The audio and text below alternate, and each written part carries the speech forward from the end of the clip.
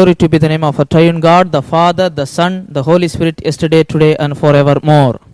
நேற்றும் இன்றும் என்றும் மாறாத சர்வ வல்லமையுள்ள தேவனுடைய நாமத்தினால் உங்கள் அனைவரையும் வாழ்த்தி வரவேற்கிறேன். I hope you are doing well by the grace of our Lord. நீங்கள் எல்லோரும் கர்த்தருக்குள் நன்றாக இருப்பீர்கள் என்று நான் நம்புகிறேன். I also hope that you are continually being blessed by our teaching series on various Bible topics. நாங்கள் இந்த இடத்திலிருந்து கற்றுக் கொடுக்கிற பல்வேறுபட்ட தலைப்புகளிலிருந்து பார்க்கிற அந்த பாடங்களை நீங்கள் நன்றாக அறிவீர்கள், அவைகள் மூலமாக நீங்கள் பயனடைவீர்கள் என்று விசுவாசிக்கிறேன். Today also I am bringing you a new lesson. இன்றைய நாளிலும் ஒரு புதிய ஒரு பாடத்தை உங்களுக்கு முன்பாக நான் கொண்டு வந்திருக்கிறேன். Today's subject is why every Christian should study Christian theology. இன்றைய நாளிலும் நான் எடுத்துக்கொண்ட தலைப்பானது என்னவென்றால், ஏன் எல்லா கிறிஸ்தவர்களும் இறையியல் கற்க வேண்டும். I am repeating again, why every Christian should study Christian theology. நான் மறுபடியுமாக சொல்கிறேன், ஏன் எல்லா கிறிஸ்தவர்களும் இறையியல் கற்க வேண்டும். This is a question often asked by a number of people commonly these days. இந்த கேள்வியானது இன்றைய நாளிலே பரவலாக அனைத்து மக்களும் கேட்கிற ஒரு கேள்வியாக இது காணப்படுகிறது. Some people feel that studying theology is unpractical or to another extent is over academic. சிலர் இந்த இறையியல் கற்பதான காரியத்தை குறித்து இவ்வாறு கருதுகிறார்கள். அது நடைமுறைக்கு சாத்தியமல்லாத விஷயம் என்றும் அது அறிவு சார்ந்த காரியம் என்று மட்டும் அவைகளை பகுத்து பிரித்து பேசுகிறதை நாம் பார்க்கிறோம். This question is often asked in a variety of context. பல்வேறுபட்ட படிநிலைகளில் பல்வேறுபட்ட பிரிவுகளில் இந்த கேள்விகளை முன்வைக்கிறதை நாம் பார்க்கிறோம். Why or why not? எதற்கு அல்லது எதற்கு அல்ல இதை படிக்க வேண்டும். Some people even fear when they hears the word theology itself. சிலர் இறையியல் என்கிற அந்த வார்த்தையை கேட்ட உடனே பயந்து நடுங்குகிறார்கள். Oh, that is unscriptural, that is not spiritual, so on and so on. அவர்கள் இது இறையியல் என்பது வேதத்திற்கு முரணானது, அது ஆவிக்குரிய காரியம் அல்ல, அப்படி என்று பலவிதமான காரியங்களை அடுக்கிக் கொண்டே செல்கிறார்கள். Theology is just a mixture of two words, theos and logi.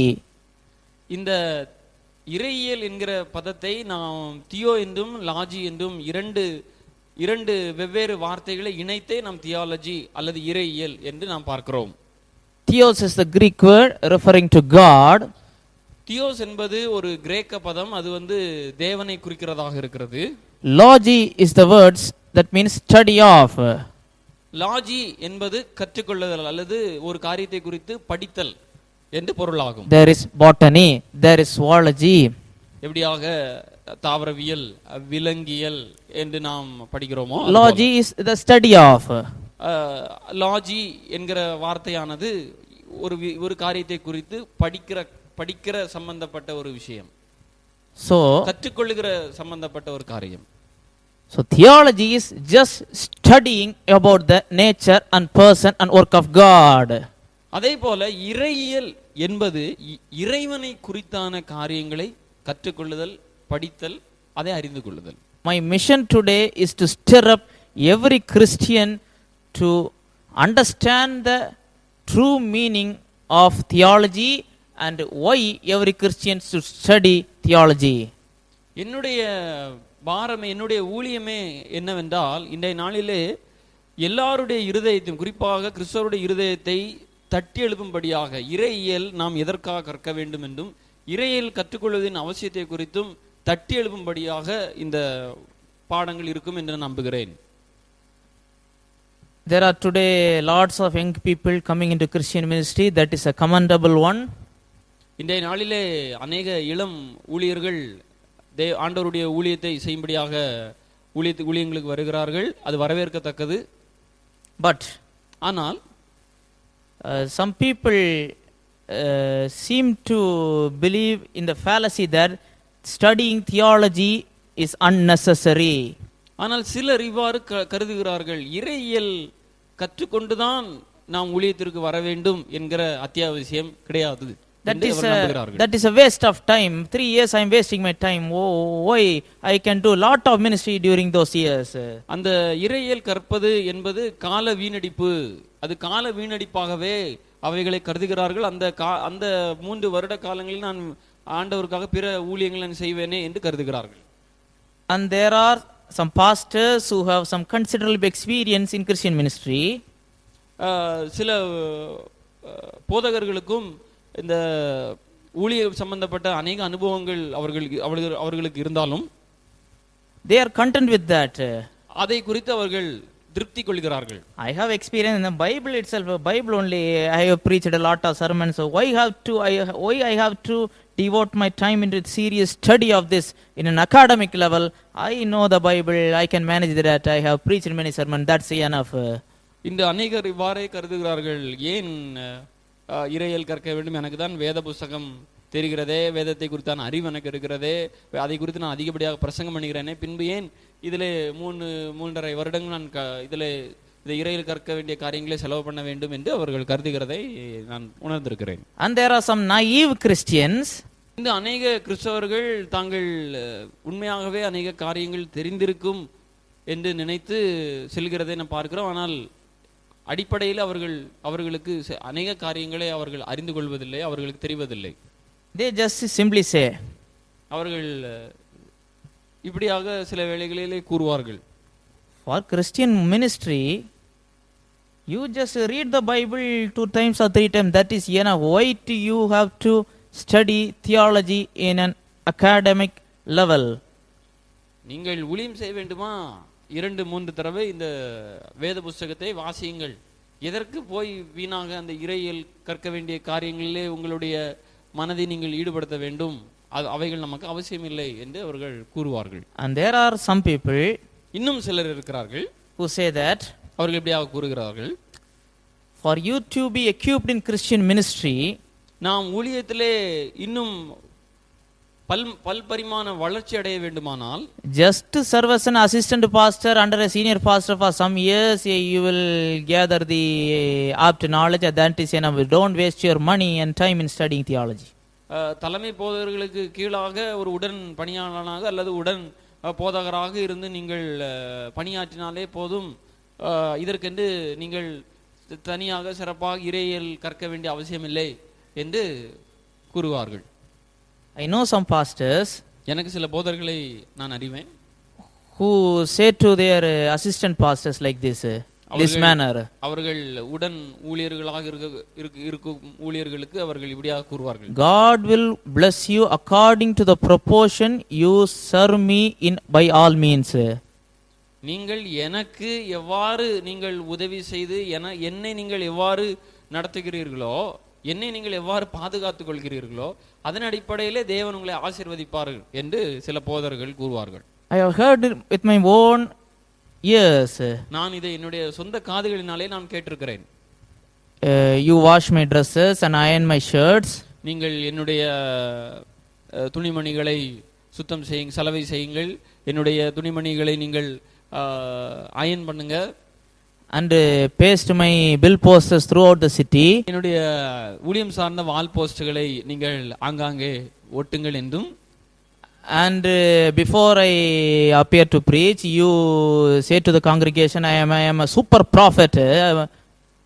நான் பிரசங்கம் ஆரம்பிப்பதற்கு முன்பாக நீங்கள் எனக்கு முன்பாக சென்று அந்த கூடியிருக்கிற நபர்கள் மத்தியிலே என்னை குறித்து எனக்குள்ளாக இருக்கக்கூடிய வரங்களை குறித்து நீங்கள் சொல்ல வேண்டும். நான் தீர்க்கதரிசி, நான் ஒரு பெரிய தீர்க்கதரிசி என்கிற ஊழியர் சம்பந்தப்பட்ட காரியங்கள் நீங்கள் அந்த கூட்டத்திற்கு சொல்ல வேண்டும் என்று. Do this continually for some years. இதை நீங்கள் தொடர்ச்சியாக நீங்கள் செய்வீர்களானால், and in one fine day I will bless you, and in one fine day I will bless you. நான் ஒரு குறிப்பிட்ட காலம் வருகிற வேளையிலே நான் உங்களை ஆசீர்வதிப்பேன். I will ask the Lord to impart you the same anointing which the Lord had given me. எனக்கு கொடுக்கப்பட்ட அந்த அபிஷேகத்தை உங்கள் மேலும் தேவன் தரும்படியாக உங்கள் மேல் நான் கைகளை வைப்பேன். Then some assistant pastors will serve you in the way manner you served me. நீங்கள் எனக்கு சேவை செய்தது போல சில உடன் ஊழியர்கள் உங்களுக்கு அந்த வேளையிலே என்ன செய்வார்கள்? ஊழியம் செய்வார்கள். That is the only training you have to acquainted yourself with. இந்த காரியத்தை மட்டுமே நீங்கள் என்னோடு நீங்கள் செய்தால் போதுமானது. These folks are never concerned that an younger generation should be trained in the word of God thoroughly. இப்படிப்பட்ட கூட்டத்தினர் ஒருபொழுதும் வளர்ந்து வருகிற அந்த இளம் ஊழியர்களை இந்த வார்த்தையின் அடிப்படையிலே உள்ள அந்த பயிற்சிக்குள்ளாக அவர்கள் நடத்துவதில்லை. And there is a final category. இன்னும் இறுதியாக ஒரு கூட்டத்தார் இருக்கிறார்கள். They believe that அவர்கள் இப்படியாக விசுவாசிக்கிறார்கள். if you study theology, நாம் இறையியல் கற்றுக்கொண்டால் you will eventually lose your enthusiasm, your passion to serve the Lord. நாம் நம்முடைய தேவனுக்காக நாம் காண்பிக்கிற அந்த வைராக்கியத்தையும் அந்த ஆசையும் நாம் இழந்து விடுவோம் என்று அவர் நம்புகிறார்கள். And you will end up in unorthodox beliefs. நீங்கள் இந்த வேதத்திற்கு முரணை நாம் பங்கடைந்து விடுவோம் என்று அவர்கள் நம்புகிறார்கள். The last thing I mentioned is one worthy of a concern. That is right to some extent. ஒரு சில காரியங்களுக்கு இந்த நான் கடைசியாக கூறின அந்த காரியமானது சரியாகத்தான் காணப்படுகிறது. Because by studying in an unorthodox or an occultic institution drifts you from the sound doctrine. That is true. நாம் கற்கக்கூடாத விஷயத்தை நாம் கற்றுக்கொண்டோமானால் நாம் நிச்சயமாகவே ஆரோக்கிய உபதேசத்திலிருந்து வழி விலகி விடுவோம். But ஆனால் none of these so-called arguments stand up to this scrutiny of the word of God. ஆனால் எந்த வாதங்களும் ஆண்டவருடைய வார்த்தைக்கு முன்பாக அவைகள் முற்றிலும் வேறுபட்டதாகவே காணப்படுகிறது. Because it is a mandate from the Lord that every person should study theology, that is the study of the nature and work of the God himself in a serious manner. There is no compromise for that. ஏனெனில் இந்த இறையியல் கற்க வேண்டிய காரியத்தை நாம் வேதத்தின் மூலமாக அணுக வேண்டும் என்கிற அந்த காரியமானது அது நிச்சயமானது. கற்க வேண்டும் என்பது இறையியல் கற்க வேண்டும் என்பது மிக மிக முக்கியமானது. Every Christian should devote his time in a serious study of the word of God, or in other words theology. ஒவ்வொரு கிறிஸ்தவனும் ஒவ்வொரு கிறிஸ்தவ பக்தனும் நிச்சயமாக தன்னுடைய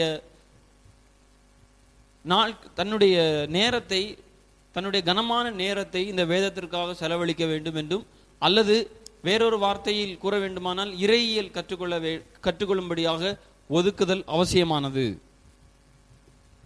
You can say right now, நீங்கள் இப்படியாக நீங்கள் கூறலாம், I am daily reading the Bible. நான் எல்லா நாட்களும் வேதத்தை வாசிக்கிறேனே. I am hearing some good sermons from good preachers. நான் நல்ல போதகர்களிடமிருந்து நல்ல உபதேசங்களை நான் கேட்கிறேனே. That everything is good. அவைகள் எல்லாம் நல்லவைகள். But ஆனால் there is a lot of difference between reading the Bible and studying the Bible. ஒரு வேதத்தை வாசிப்பதற்கும் வேதத்தை படிப்பதற்கும் அநேக வித்தியாசங்கள் உண்டு. There is also a difference between self-studying the Bible and studying the Word of God under trained and gifted teachers and expositors of the Word of God. நாம் தனிப்பட்ட முறையிலே கற்றுக்கொள்கிற காரியம் என்பது வேறு, நல்ல முறையில் இந்த வேதத்தை குறித்து பயிற்சி பெற்ற வேத அறிவு கொண்ட அந்த பரிசுத்தவான்களிடமிருந்து கற்றுக்கொள்கிற காரியம் என்பது வேறு. There are 5 types of ministries that are mentioned in Ephesians chapter 4 verse 11 to 16. எபேசியர் 4வது அதிகாரம் 11வது வசனத்திலிருந்து 16வது வசனம் வரை உள்ள அந்த வசனங்களை வாசிக்கும் போது அங்கு 5 விதமான ஊழியங்களை குறித்து போடப்பட்டிருக்கிறது. The first 2 are foundational. முதல் 2 காரியங்கள் அவைகள் அஸ்திபாரமானது. That was laid in the first century itself. அது முதல் நூற்றாண்டிலேயே போடப்பட்டாயிற்று. The apostles and the prophets are the foundation for the church. அப்போஸ்தலர்களும் தீர்க்கதரிசிகளும் சபைக்கு அஸ்திபாரமாக இருக்கிறார்கள். That was laid itself in the first century. அது முதல் நூற்றாண்டிலேயே போடப்பட்டாயிற்று. There is no need for establishing the foundation again and again and again and again. போடப்பட்ட அஸ்திபாரத்திற்கு மேலே மறுபடியும் போட வேண்டிய அவசியம் இல்லை. Only thing you have to build up the you have to raise up the building above the foundation. நாம் இப்பொழுது செய்ய வேண்டிய காரியம் என்னவென்றால் இந்த அஸ்திபாரத்திற்கு மேலாக கட்டிடத்தை எழுப்ப வேண்டியது. So there is a need for 3 types of ministries to build the church. ஆகையால் இன்றைய நாளிலே ஒரு சபையானது வளர்ச்சி அடைவதற்கு 3 ஊழியங்கள் தேவைப்படுகிறது. The one is evangelist. முதலாவது சுவிசேஷம். He has to preach the gospel to unbelievers and to bring them to the church of God. முதலாவது சுவிசேஷ ஊழியம். இந்த சுவிசேஷ ஊழியத்தின் மூலமாக தேவனை அறியாத பிற மதத்தினர் கூட தேவனை அறிவிக்கும்படியாக இந்த சுவிசேஷகர்கள் சென்று ஆண்டவருடைய சுவிசேஷத்தை அறிவிக்கிறார்கள். And after a person becomes a believer in the Lord Jesus Christ, எப்படியாக ஒரு மனிதன் ஒரு விசுவாசியாக மாற்றப்படுகிறானோ, இயேசு கிறிஸ்து விசுவாசியாக மாற்றப்படுகிறானோ, after he was born again, அவன் மறுபடியும் பிறந்த பின்பு he has to grow in the Lord.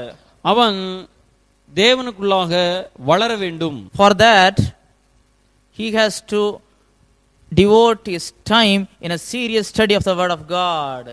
அவன் வளர்ச்சி அடையும்படியாக அவன் என்ன செய்ய வேண்டும்? ஆனால் அவன் இந்த வேதத்தை படிப்பதற்கு கணிசமான ஒரு நேரத்தை ஒதுக்க வேண்டியது அவசியமா இருக்கிறது.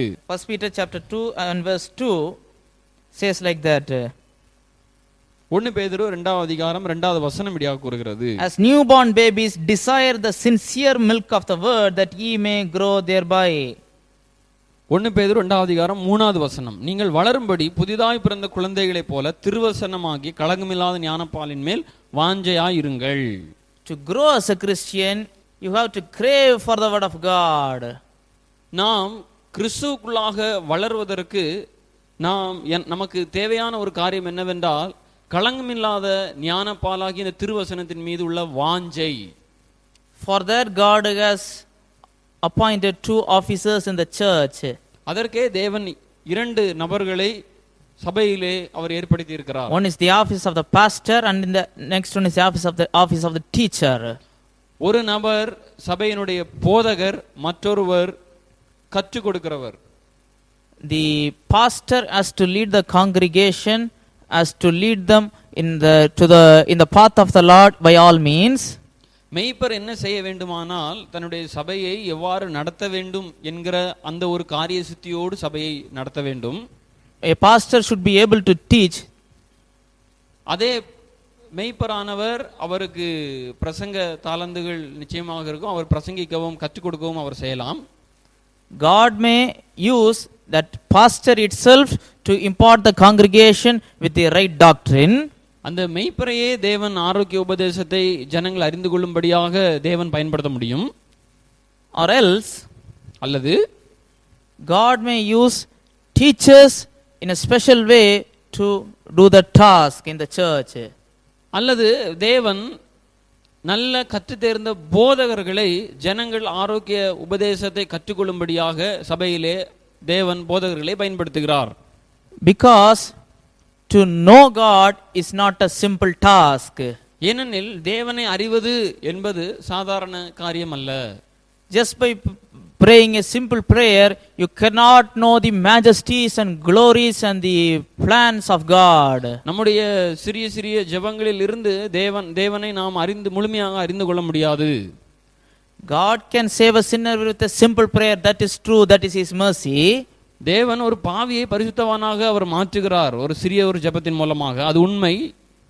But ஆனால் to grow in the Lord, you have to invest your time.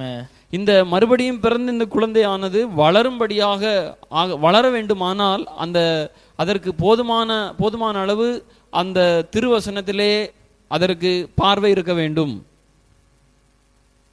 Many are mistakenly thinking that a serious study of the word of God or theology is only reserved to pastors or clergy people itself, not laity.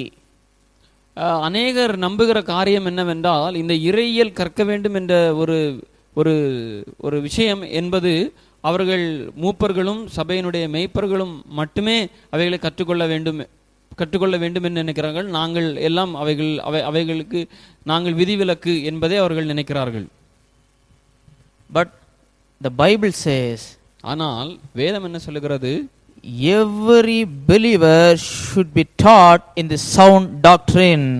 எல்லா விசுவாசிகளும் ஆரோக்கிய உபதேசத்தை அவர்கள் கற்க வேண்டும் என்று வேதம் சொல்லுகிறது. 2 Timothy chapter 3 and 16 says that 2 தீமோத்தேயு 3வது அதிகாரம் 16வது வசனம் இப்படியாக கூறுகிறது. all scripture is given by inspiration of God and is profitable for doctrine, for reproof, for correction, for instruction in righteousness. வேத வாக்கியங்கள் எல்லாம் தேவன் ஆவியினாலே அருளப்பட்டிருக்கிறது தேவனுடைய மனுஷன் தேறினவனாகவும் எந்த நற்கிரியை செய்ய தகுதியுள்ளவனாகவும் இருக்கும்படியாக அவைகள் உபதேசத்துக்கும் கடிந்து கொள்வதற்கும் சீர்திருத்தலுக்கும் நீதியை படிப்பதற்கும் பிரயோஜனம் உள்ளவைகளாக இருக்கிறது.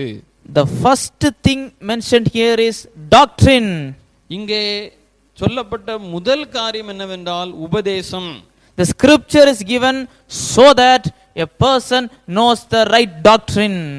இந்த வேத புத்தகம் நமக்கு அருளப்பட்டதனுடைய பிரதானமான நோக்கம் என்னவென்றால் நாம் சரியான உபதேசத்தை கற்றுக்கொள்ள வேண்டும் என்பதே.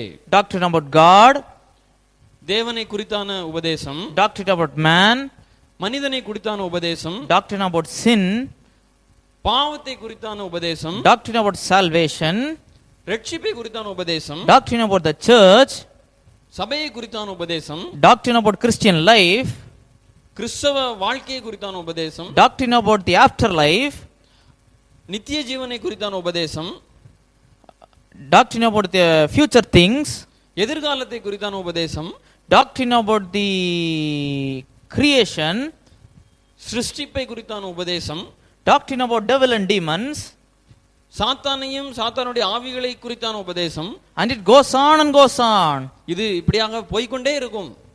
A new babe Christian is unfamiliar with these things. புதிதாக பிறந்த ஒரு குழந்தை கிறிஸ்தவனுக்கு இவைகளில் அனுபவம் இருக்காது.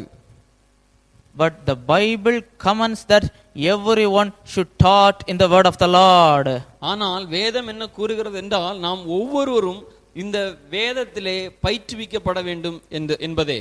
By doing theology you are getting a more and more understanding of Christian doctrine. நாம் இறையியல் கற்றுக்கொள்வதன் மூலமாக நாம் அநேக உபதேசங்களை நாம் தனிப்பட்ட முறையில் கற்றுக்கொள்ளலாம். It is mandatory for every Christian. அது எல்லா கிறிஸ்தவர்களுக்கும் தேவையானது.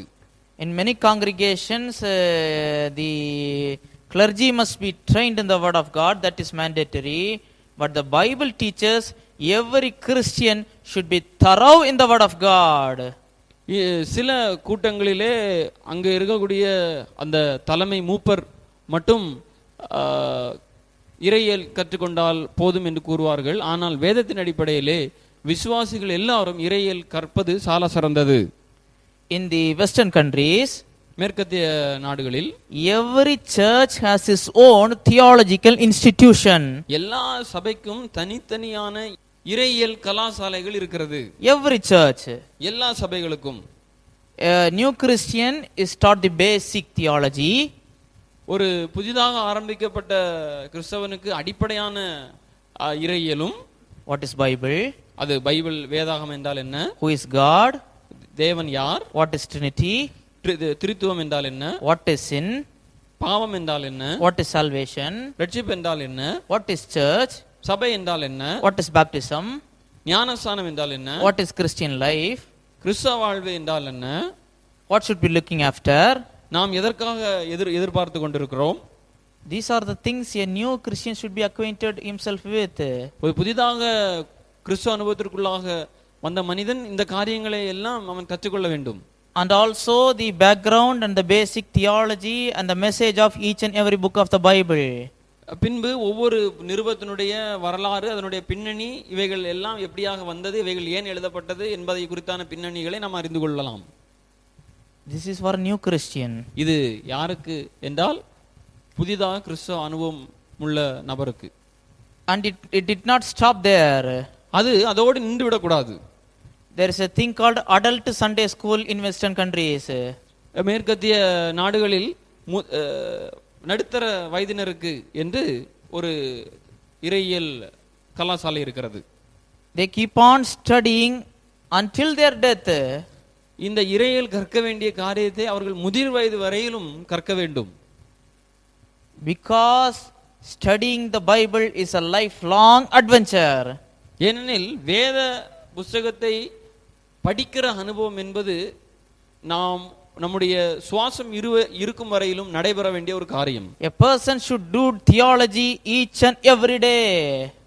எல்லா மனிதர்களும் ஒவ்வொரு நாளும் இறையியலை நடைமுறைப்படுத்த வேண்டும். I should do theology every day. நான் ஒவ்வொரு நாளும் இறையியல் செய்ய வேண்டும். In my day-to-day life, என்னுடைய வாழ்வினுடைய ஒவ்வொரு பகுதியிலும் இறையியல் வெளிப்பட வேண்டும். in my day-to-day decisions, என்னுடைய ஒவ்வொரு தீர்மானத்திலும் இறையியல் வெளிப்பட வேண்டும். by doing this thing was God glorified? நான் இந்த காரியத்தை செய்வதனாலே தேவன் மகிமைப்படுவாரா? Is this the will of God? இது தேவனுடைய சித்தமா? Only by knowing the right doctrine you can compare your life with that. நாம் சரியான உபதேசத்தை கற்றுக்கொள்வதன் மூலமாகவே இந்த ஒப்பீட்டை நம்மால் செய்ய முடியும். You cannot grasp everything by yourself. நாம் எல்லா காரியத்தையும் நாமாகவே கற்றுக்கொள்ள முடியாது. Because of that, அது நிமித்தமாகவே God in His amazing grace has raised up teachers in His church. தேவன் தம்முடைய தயவுள்ள விருப்பத்தின்படி கிருபையினாலே அநேக போதகர்களை இங்கும் அங்குமாக எழுப்பியிருக்கிறார். Through them, இந்த போதகர்கள் மூலமாக, through their various books, அவர்களால் வெளிவந்த சில புத்தகங்களின் மூலமாக, their lectures, அவர்கள் பேசுகிற சில கற்றுக் கொடுக்கிற சில பாடங்களின் மூலமாக, through their theological institutions, அவர்களுடைய இறையியல் கலாசாலையின் மூலமாக, you can acquaint yourself with the word of God in a thorough manner. நாம் இந்த வேதத்திலே நல்ல திறன் பெற்றவர்களாக நாம் மாற்றப்படுகிறோம். Some people will rise up and go against me in this area. இந்த குறிப்பிட்ட காரியத்தில் சிலர் என்னோடு வாதம் பண்ணுவார்கள். The Holy Spirit is with me. பரிசுத்த ஆவியானவர் எனக்குள்ளாக இருக்கிறார். The Holy Spirit is in me. பரிசுத்த ஆவியானவர் எனக்குள்ளாக வாசம் பண்ணுகிறார். He will teach me all things. அவர் எல்லா காரியத்தையும் போதிப்பார். Nothing to study about. நாம் எதை குறித்தும் கற்க வேண்டிய அவசியம் இல்லை. Everything the Holy Spirit will teach me from the heaven. பரிசுத்த ஆவியானவர் எல்லாவற்றையும் எனக்கு கற்றுக் கொடுப்பார் பரலோகத்திலிருந்து என்று அவர்கள் கூறுவார்கள். One particular pastor was against studying theology. ஒரு குறிப்பிட்ட மெய்ப்பரானவர் இந்த இறையியல் கற்றுக்கொள்கிற காரியத்திற்கு எதிரடையாக செயல்படுபவர். He was a pastor for many years. அவர் பல ஆண்டுகளாக அவர் மெய்ப்பராகவே இருக்கிறார். I just asked him one question. அவரிடத்திலே நான் ஒரு கேள்வியை நான் கேட்டேன். Pastor, போதகரே, can you tell me some references on where Jesus is called as God in the Bible? எனக்கு சில வசனங்களை எடுத்து காண்பியுங்கள், எந்த இடத்திலே கிறிஸ்துவானவர் தேவன் என்று அவர் குறிப்பிடப்படுகிறார் என்பதற்கான சில வசனங்களை எடுத்து காண்பியுங்கள் என்று கூறினேன். He just thought to himself, there I think there he cannot utter the right answer. அவர் அங்கே இங்கே இங்கே அங்கே என்று அவர் யோசித்து கொண்டே இருந்தார். அவர் இறுதி வரையிலும் தெளிவான அந்த குறிப்பை எனக்கு கொடுக்கவில்லை. To another person, வேறொரு நபரிடம், who was holding the belief that studying theology is a waste of time, அவர் இப்படியாக கருத்தை கொண்டவர், இறையியல் கற்பது என்பது கால வீணடிப்பு என்கிற ஒரு கருத்தை கொண்டவர். To him I asked, அவரிடத்தில் நான் கேட்டேன், Pastor, போதகரே, in the Bible is it written that Holy Spirit is God? வேதாகமத்திலே பரிசுத்த ஆவியானவர் தேவன் என்று எழுதப்பட்டிருக்கிறதா என்று நான் கேட்டேன். He said certainly yes, Holy Spirit is God, I believe that. அவர் கூறினார், ஆமாம் ஆமாம், பரிசுத்த ஆவியானவர் தேவன். I asked him, where can you show me the reference? அவரிடத்திலே நான் கேட்டேன், எனக்கு சொல்லுங்கள் அது எந்த இடத்துல இருக்கிறது என்று. He took some time.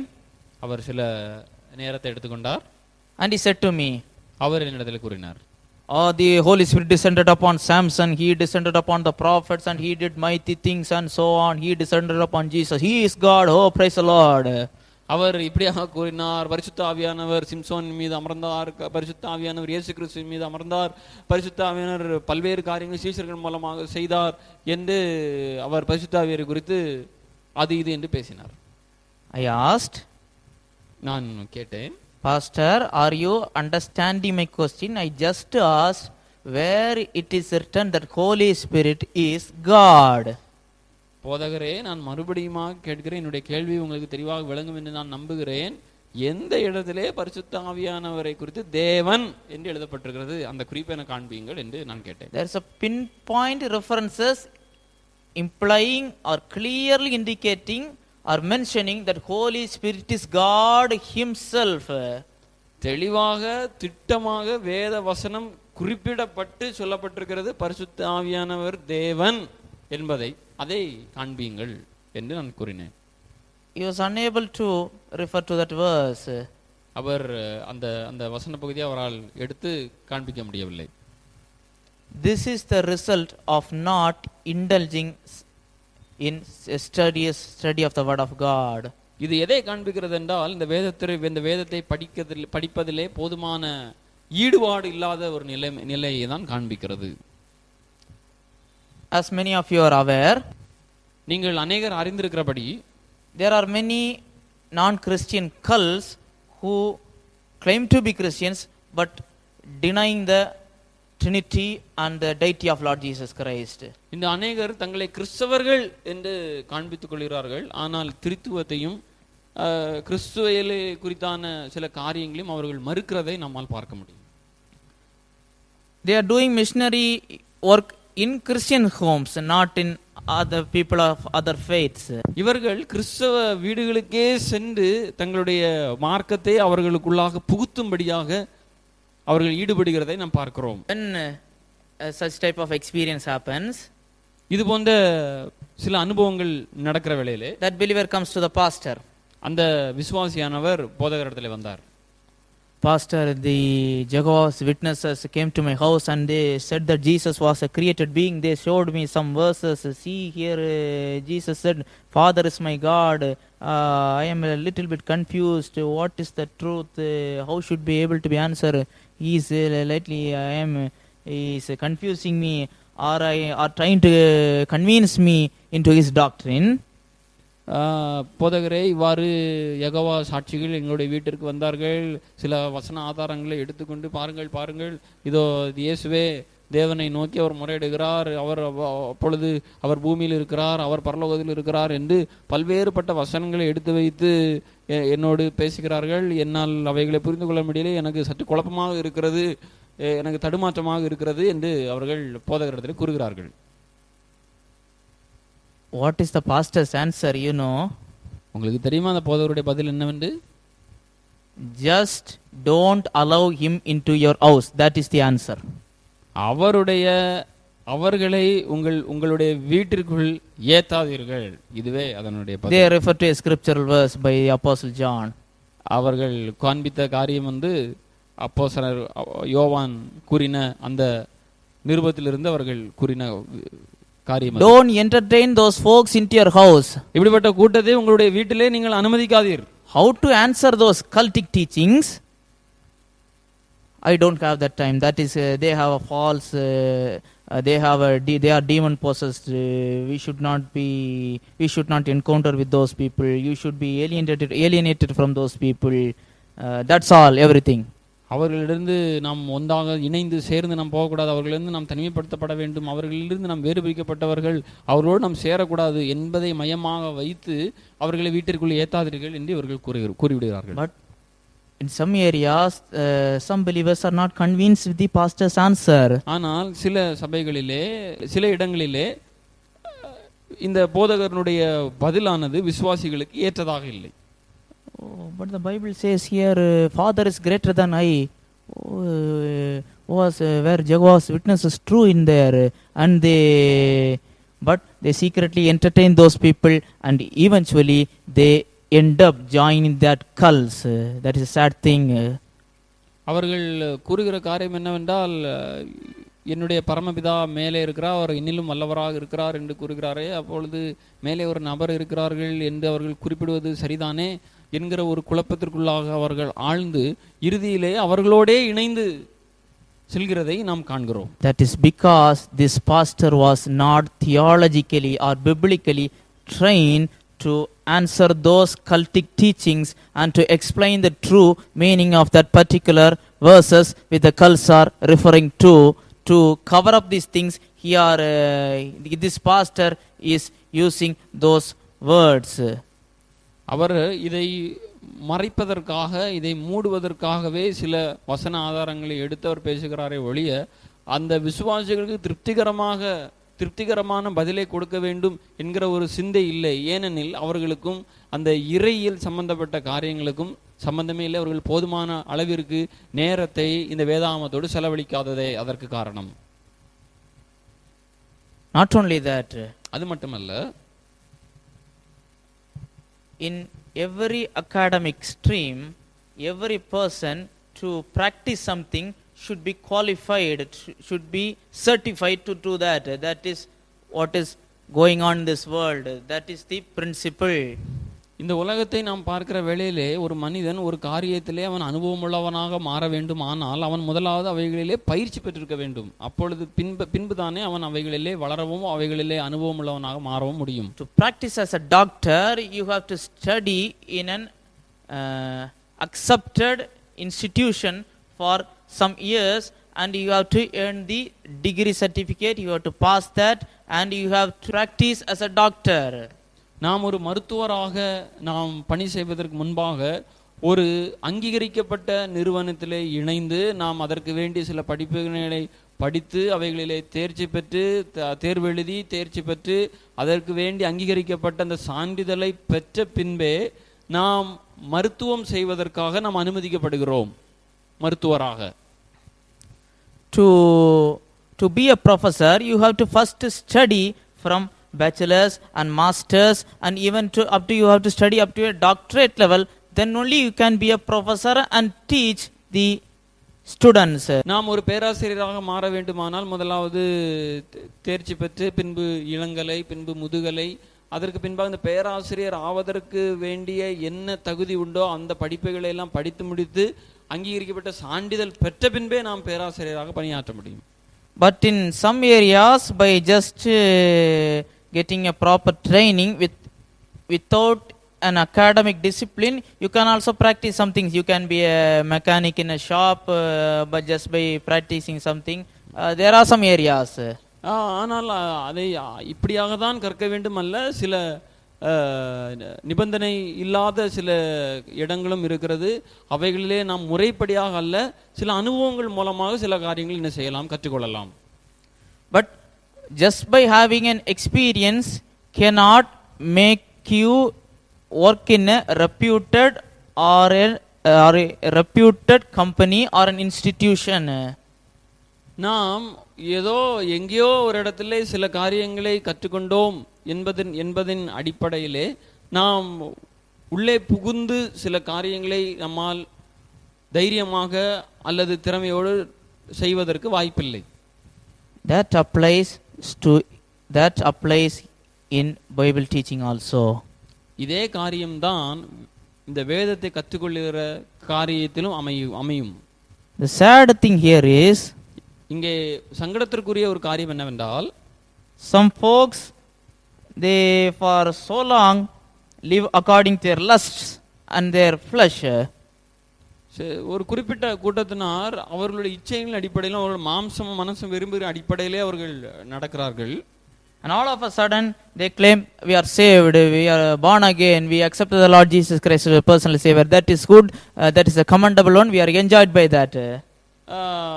திடீரென்று அவர்களே இப்படி சொல்கிறார், நாங்கள் தேவனுடைய பிள்ளைகளாக மாறிவிட்டோம், நாங்கள் மனம் திரும்பிவிட்டோம், நாங்கள் மறுபடியும் பிறந்து விட்டோம் என்று அவர்கள் தங்களை தாங்கே சொல்லுகிறதும் காண்கிறோம். அவைகள் வரவேற்கப்படத்தக்கதுதான்.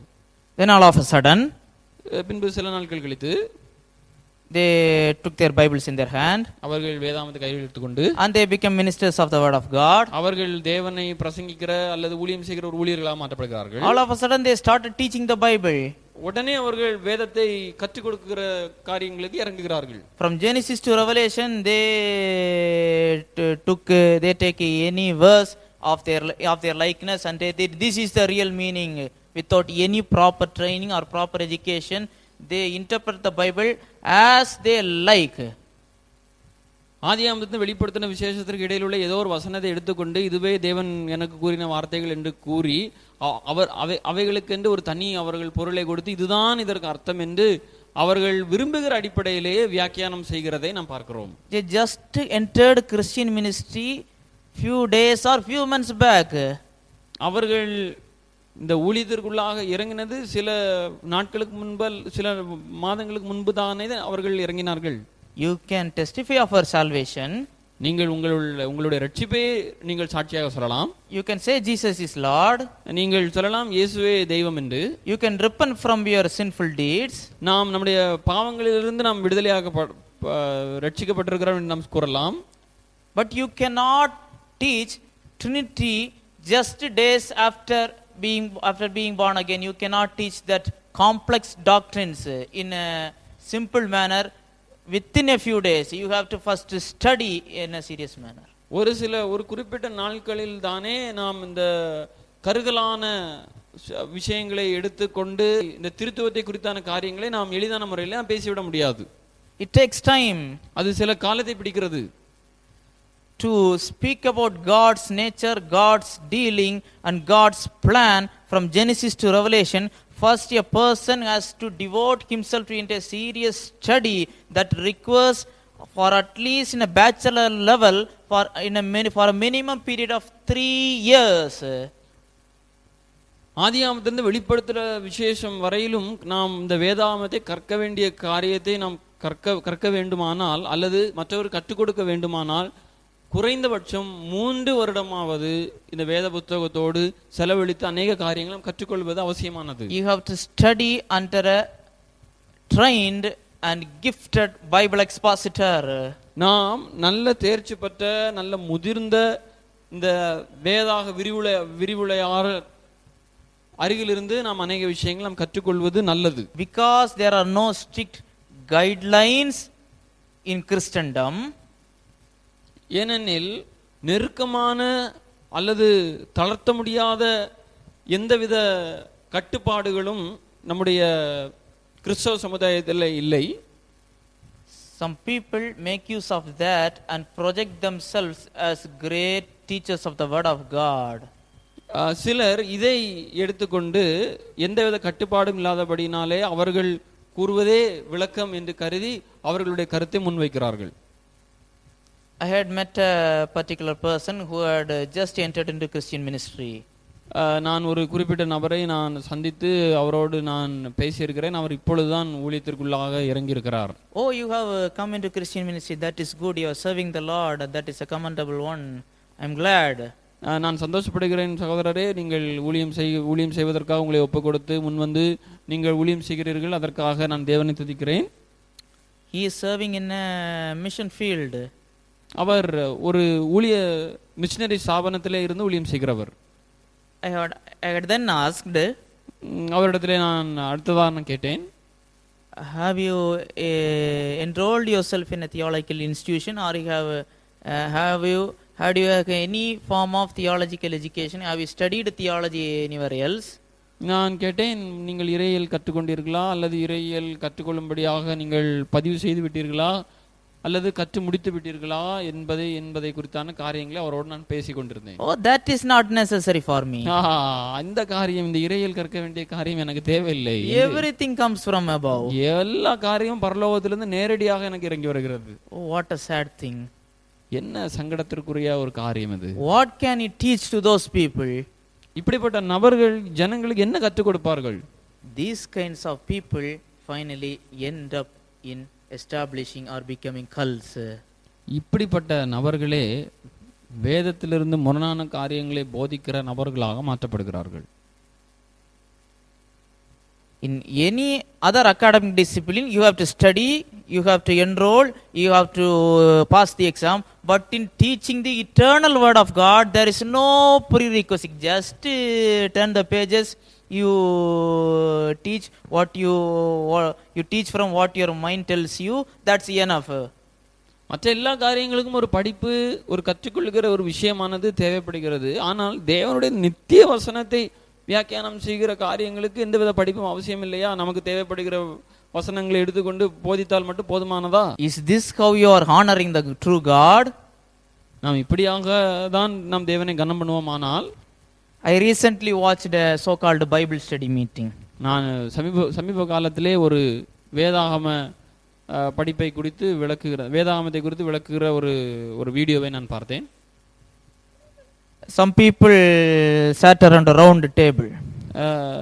சில நபர்கள் ஒரு வட்டமேசையிலே சுற்றி அமர்ந்திருக்கிறார்கள். The person who leads that meeting read from a particular scripture. ஒரு அந்த வட்டமேசையை சுற்றி இருக்கிற நபர்களை நடத்துகிறவர் ஒரு வேதாகமத்திலிருந்து ஒரு குறிப்பிட்ட பகுதியை அவர் வாசித்தார். He explained the meaning of that verse from his own mind. அவர் தன்னுடைய மனதிலே அதை குறித்து, அந்த குறிப்பிட்ட பகுதியை குறித்து அவர் நினைக்கிற காரியங்களை அவர் விளக்கி கொண்டிருக்கிறார். Then he asked everyone, பின்பு அவர் அனைவரிடத்திலும் கேட்கிறார், what are you feeling from this verse? இந்த வேதத்தை குறித்து, இந்த வசனத்தை குறித்து நீங்கள் என்ன நினைக்கிறீர்கள் என்று கேட்கிறார். Each one said, I think this verse refers to that, refers to this and that and this and that. Each one's interpretation differed. ஒவ்வொரு நபர்களும் அதை வியாக்கியானம் செய்கிற விதமானது, நான் இதை குறித்து இப்படியா நினைக்கிறேன், நான் இதை குறித்து இப்படியா நினைக்கிறேன், நான் இதை குறித்து இப்படியா நினைக்கிறேன் என்று வெவ்வேறு விதமான வியாக்கியானங்களை அந்த ஒரே வசனத்திற்கு கொடுக்கிறார்கள். Finally he said, இறுதியாக அவர் கூறின காரியம், one verse, ஒரே ஒரு வசனம், how many interpretations, எத்தனை வியாக்கியானங்கள், how many revelations, எத்தனை வெளிப்பாடுகள். I was so saddened by that. நான் இந்த காரியத்தை குறித்து மிகவும் சங்கடப்படுகிறேன். This is how today's Christianity is going. இப்படியாகவே இன்றைய நாளிலே உள்ள கிறிஸ்தவமானது சென்று கொண்டிருக்கிறது. And there are also some folks இன்னும் சில கூட்டங்கள் இருக்கிறது who say that, இப்படியாக அவர்கள் கூறுவார்கள், did any apostles of Jesus study theology? No apostle study theology. அப்போஸ்தலர்கள் யாராவது இறையியல் கற்றார்களா என்று அவர்கள் கேள்வி எழுப்பார்கள். ஒரு அப்போஸ்தலர்களும் இறையியல் கற்கவில்லையே, பின்பு நான் ஏன் கற்க வேண்டும் என்று அவர்கள் கேள்வி எழுப்பார்கள். But the truth thing is, ஆனால் உண்மையான காரியம் என்னவென்றால், these 12 apostles, இந்த 12 அப்போஸ்தலர்களும் were trained under the greatest teacher who had ever lived for 3 long years every day and night. ஆனால் இந்த 12 அப்போஸ்தலர்களும் கற்று தேர்ந்த தலை சிறந்த ஒரு தலைவனுக்கு கீழாக இருந்து பயிற்சி பெற்றவர்கள் 3 வருடங்கள். Jesus trained them for 3 long years. இயேசு கிறிஸ்து அவர்களை 3 வருடத்திற்கு மேலாக அவர்களை பயிற்றுவித்து வைத்திருக்கிறார். He took them with him. இயேசு கிறிஸ்து அந்த 12 சீஷர்களையும் தான் செல்லும் எல்லா இடத்திற்கும் அழைத்து சென்றார். And also he sent away them for practical ministry. அவர்களை தனியாக ஊழியத்திற்கு அனுப்பினார். After they returned to him, அவர்கள் அந்த ஊழியத்தை முடித்து அவர்கள் திரும்புகிற வேளையிலே he asked them report. இயேசு கிறிஸ்து அவர்களிடத்திலே என்ன எப்படியாக இருந்தது என்று அவர்களிடத்திலே வினவினதை நாம் பார்க்கிறோம். What you did? இன்றைய நாள் நீங்க என்ன செய்தீர்கள்? Greatest training they had received. அவர்கள் தலை சிறந்த ஒரு பயிற்சியை இயேசு கிறிஸ்துவின் மூலமாக அனுபவித்தார்கள். So these arguments will not stand up under the scrutiny of the word of God. நாம் வேத வசனத்திற்கு முன்பாக இப்படிப்பட்ட வாதங்கள் எல்லாம் செல்லுபடி ஆகாது. If you are a Christian, நாம் ஒரு கிறிஸ்தவனாக இருப்போமானால், you should study theology. நீங்கள் இறையியல் கற்க வேண்டும். நீங்கள் ஒரு கிறிஸ்தவனாக இருந்தால் நீங்கள் இறையியல் கற்க வேண்டும். 30 minutes sermon per week is not enough to grow in the Lord. ஒரு வாரத்திற்கு 30 நிமிட பிரசங்கமானது நிச்சயமாக அவைகள் கிறிஸ்துவுக்குள்ளாக வளர்வதற்கு ஏதுவாக அமையாது. You cannot grow. நிச்சயமாக நாம் வளர முடியாது. You cannot grow in the knowledge and the grace of our Lord by hearing a sermon or just by reading the Bible. நிச்சயமாகவே நாம் இந்த வேதத்தை வாசிப்பதன் மூலமாகவோ அல்லது ஒரு பிரசங்கத்தை கேட்பதன் மூலமாக கிறிஸ்துவுக்குள்ளாக நிச்சயமாக வளர முடியாது. You have to know the things. நாம் காரியங்கள் இப்படியாக இருக்கிறதா என்று ஆராய்ந்து பார்க்க வேண்டும். The Apostle Paul, அப்போஸ்தலனாகிய Pavul, when he met the elders of the Ephesus for the last time, எபேசியர்களுடைய மூப்பர்களை அவர் சந்திக்கிற வேளையிலே, Acts chapter 20 and verse 27, அப்போஸ்தலர் நடபடிகள் 20 அதிகாரம் 26வது வசனம், for I have not shunned to declare unto you all the counsel of God. தேவனுடைய ஆலோசனையில் ஒன்றையும் நான் மறைத்து வைக்காமல் எல்லாவற்றையும் உங்களுக்கு அறிவித்தபடினாலே என்று அவர் கூறுகிறார். The whole counsel of God I have taught you. தேவனுடைய ஆலோசனைகள் எல்லாவற்றையும் நான் உங்களுக்கு கற்றுக் கொடுத்தேன். And also in Acts chapter 28, மேலும் அப்போஸ்தலர் நடபடிகள் 28வது அதிகாரம் verse 30 and 31, 30-31 வசனங்கள். And Paul dwelt 2 whole years in his own hired house and received all that came in unto him, preaching the kingdom of God and teaching those things which concern the Lord Jesus Christ with all confidence, no man forbidding him. பின்பு பவுல் தனக்காக வாடகைக்கு வாங்கியிருந்த வீட்டிலே 2 வருஷம் முழுவதும் தங்கி தன்னிடத்தில் வந்த யாவரையும் ஏற்றுக்கொண்டு மிகுந்த தைரியத்துடனே தடையில்லாமல் தேவனுடைய ராஜ்யத்தை குறித்து பிரசங்கித்து கர்த்தராகிய இயேசு கிறிஸ்துவை பற்றிய விஷயங்களை உபதேசித்து கொண்டிருந்தான். For 2 long years, 2 வருடங்களாக இவை தொடர்ந்து செய்கிறார். until his death, அவருடைய மரண பரியந்தம் அவைகளை செய்கிறார். he taught concerning the Lord Jesus Christ. அவர் இயேசு கிறிஸ்துவை குறித்து தாமதம் இல்லாமல் பிரசங்கம் பண்ணி கொண்டே இருந்தார். So studying the word of God is necessary for each and every Christian. ஆகையால் இறையியல் கற்பது என்பது எல்லா கிறிஸ்தவர்களுக்கும் அவசியமானது. There is no excuse for that. அதற்கு எந்தவித சாக்குபோக்கும் நாம் சொல்லக்கூடாது. Every Christian must devote his time and his labor in studying the word of God. ஆகையால் அவன் எல்லா கிறிஸ்தவனும் இந்த வேதத்தை கற்றுக்கொள்கிற காரியங்களிலே முனைப்புள்ளவர்களாக இந்த வேதத்தை ஆர்வத்தோடு கற்றுக்கொள்வது அவசியமானது. In the last year, கடைசி வருடத்திலே the world was much impacted by the outbreak of the COVID-19 virus.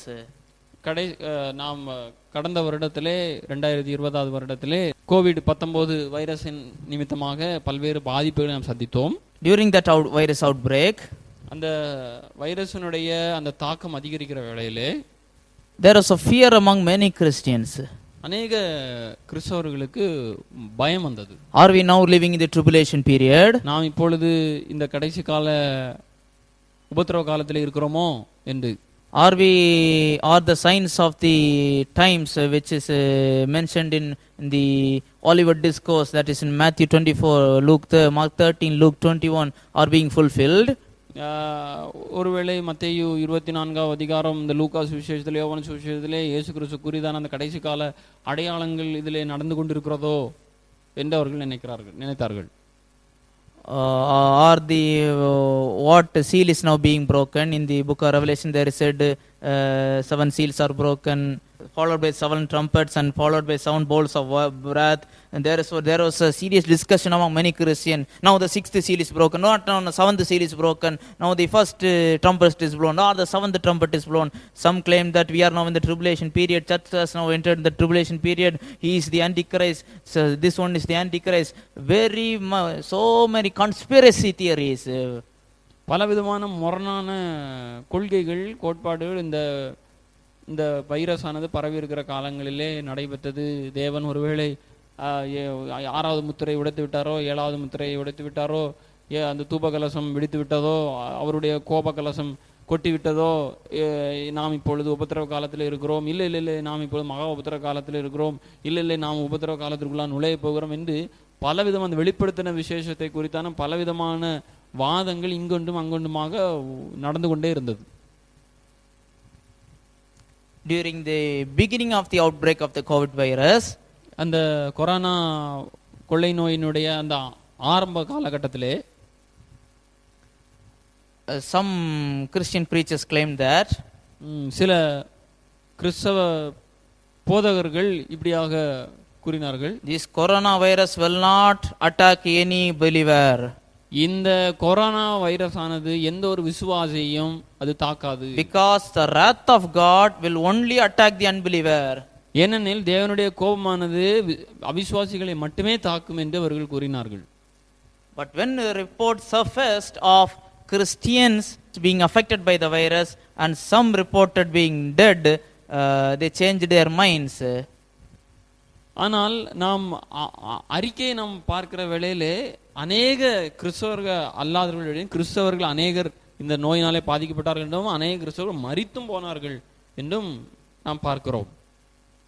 After they said, அவைகள் அதற்கு பின்பாக அந்த ஊழியர்கள் கூறின காரியம் என்னவென்றால், some said, சிலர் இப்படியாக கூறினார்கள், he does not have the genuine faith. ஒருவேளை அவருக்கு ஒரு சரியான விசுவாசம் இல்லாமல் இருந்திருக்கலாம். He does not have he lived a sinful life.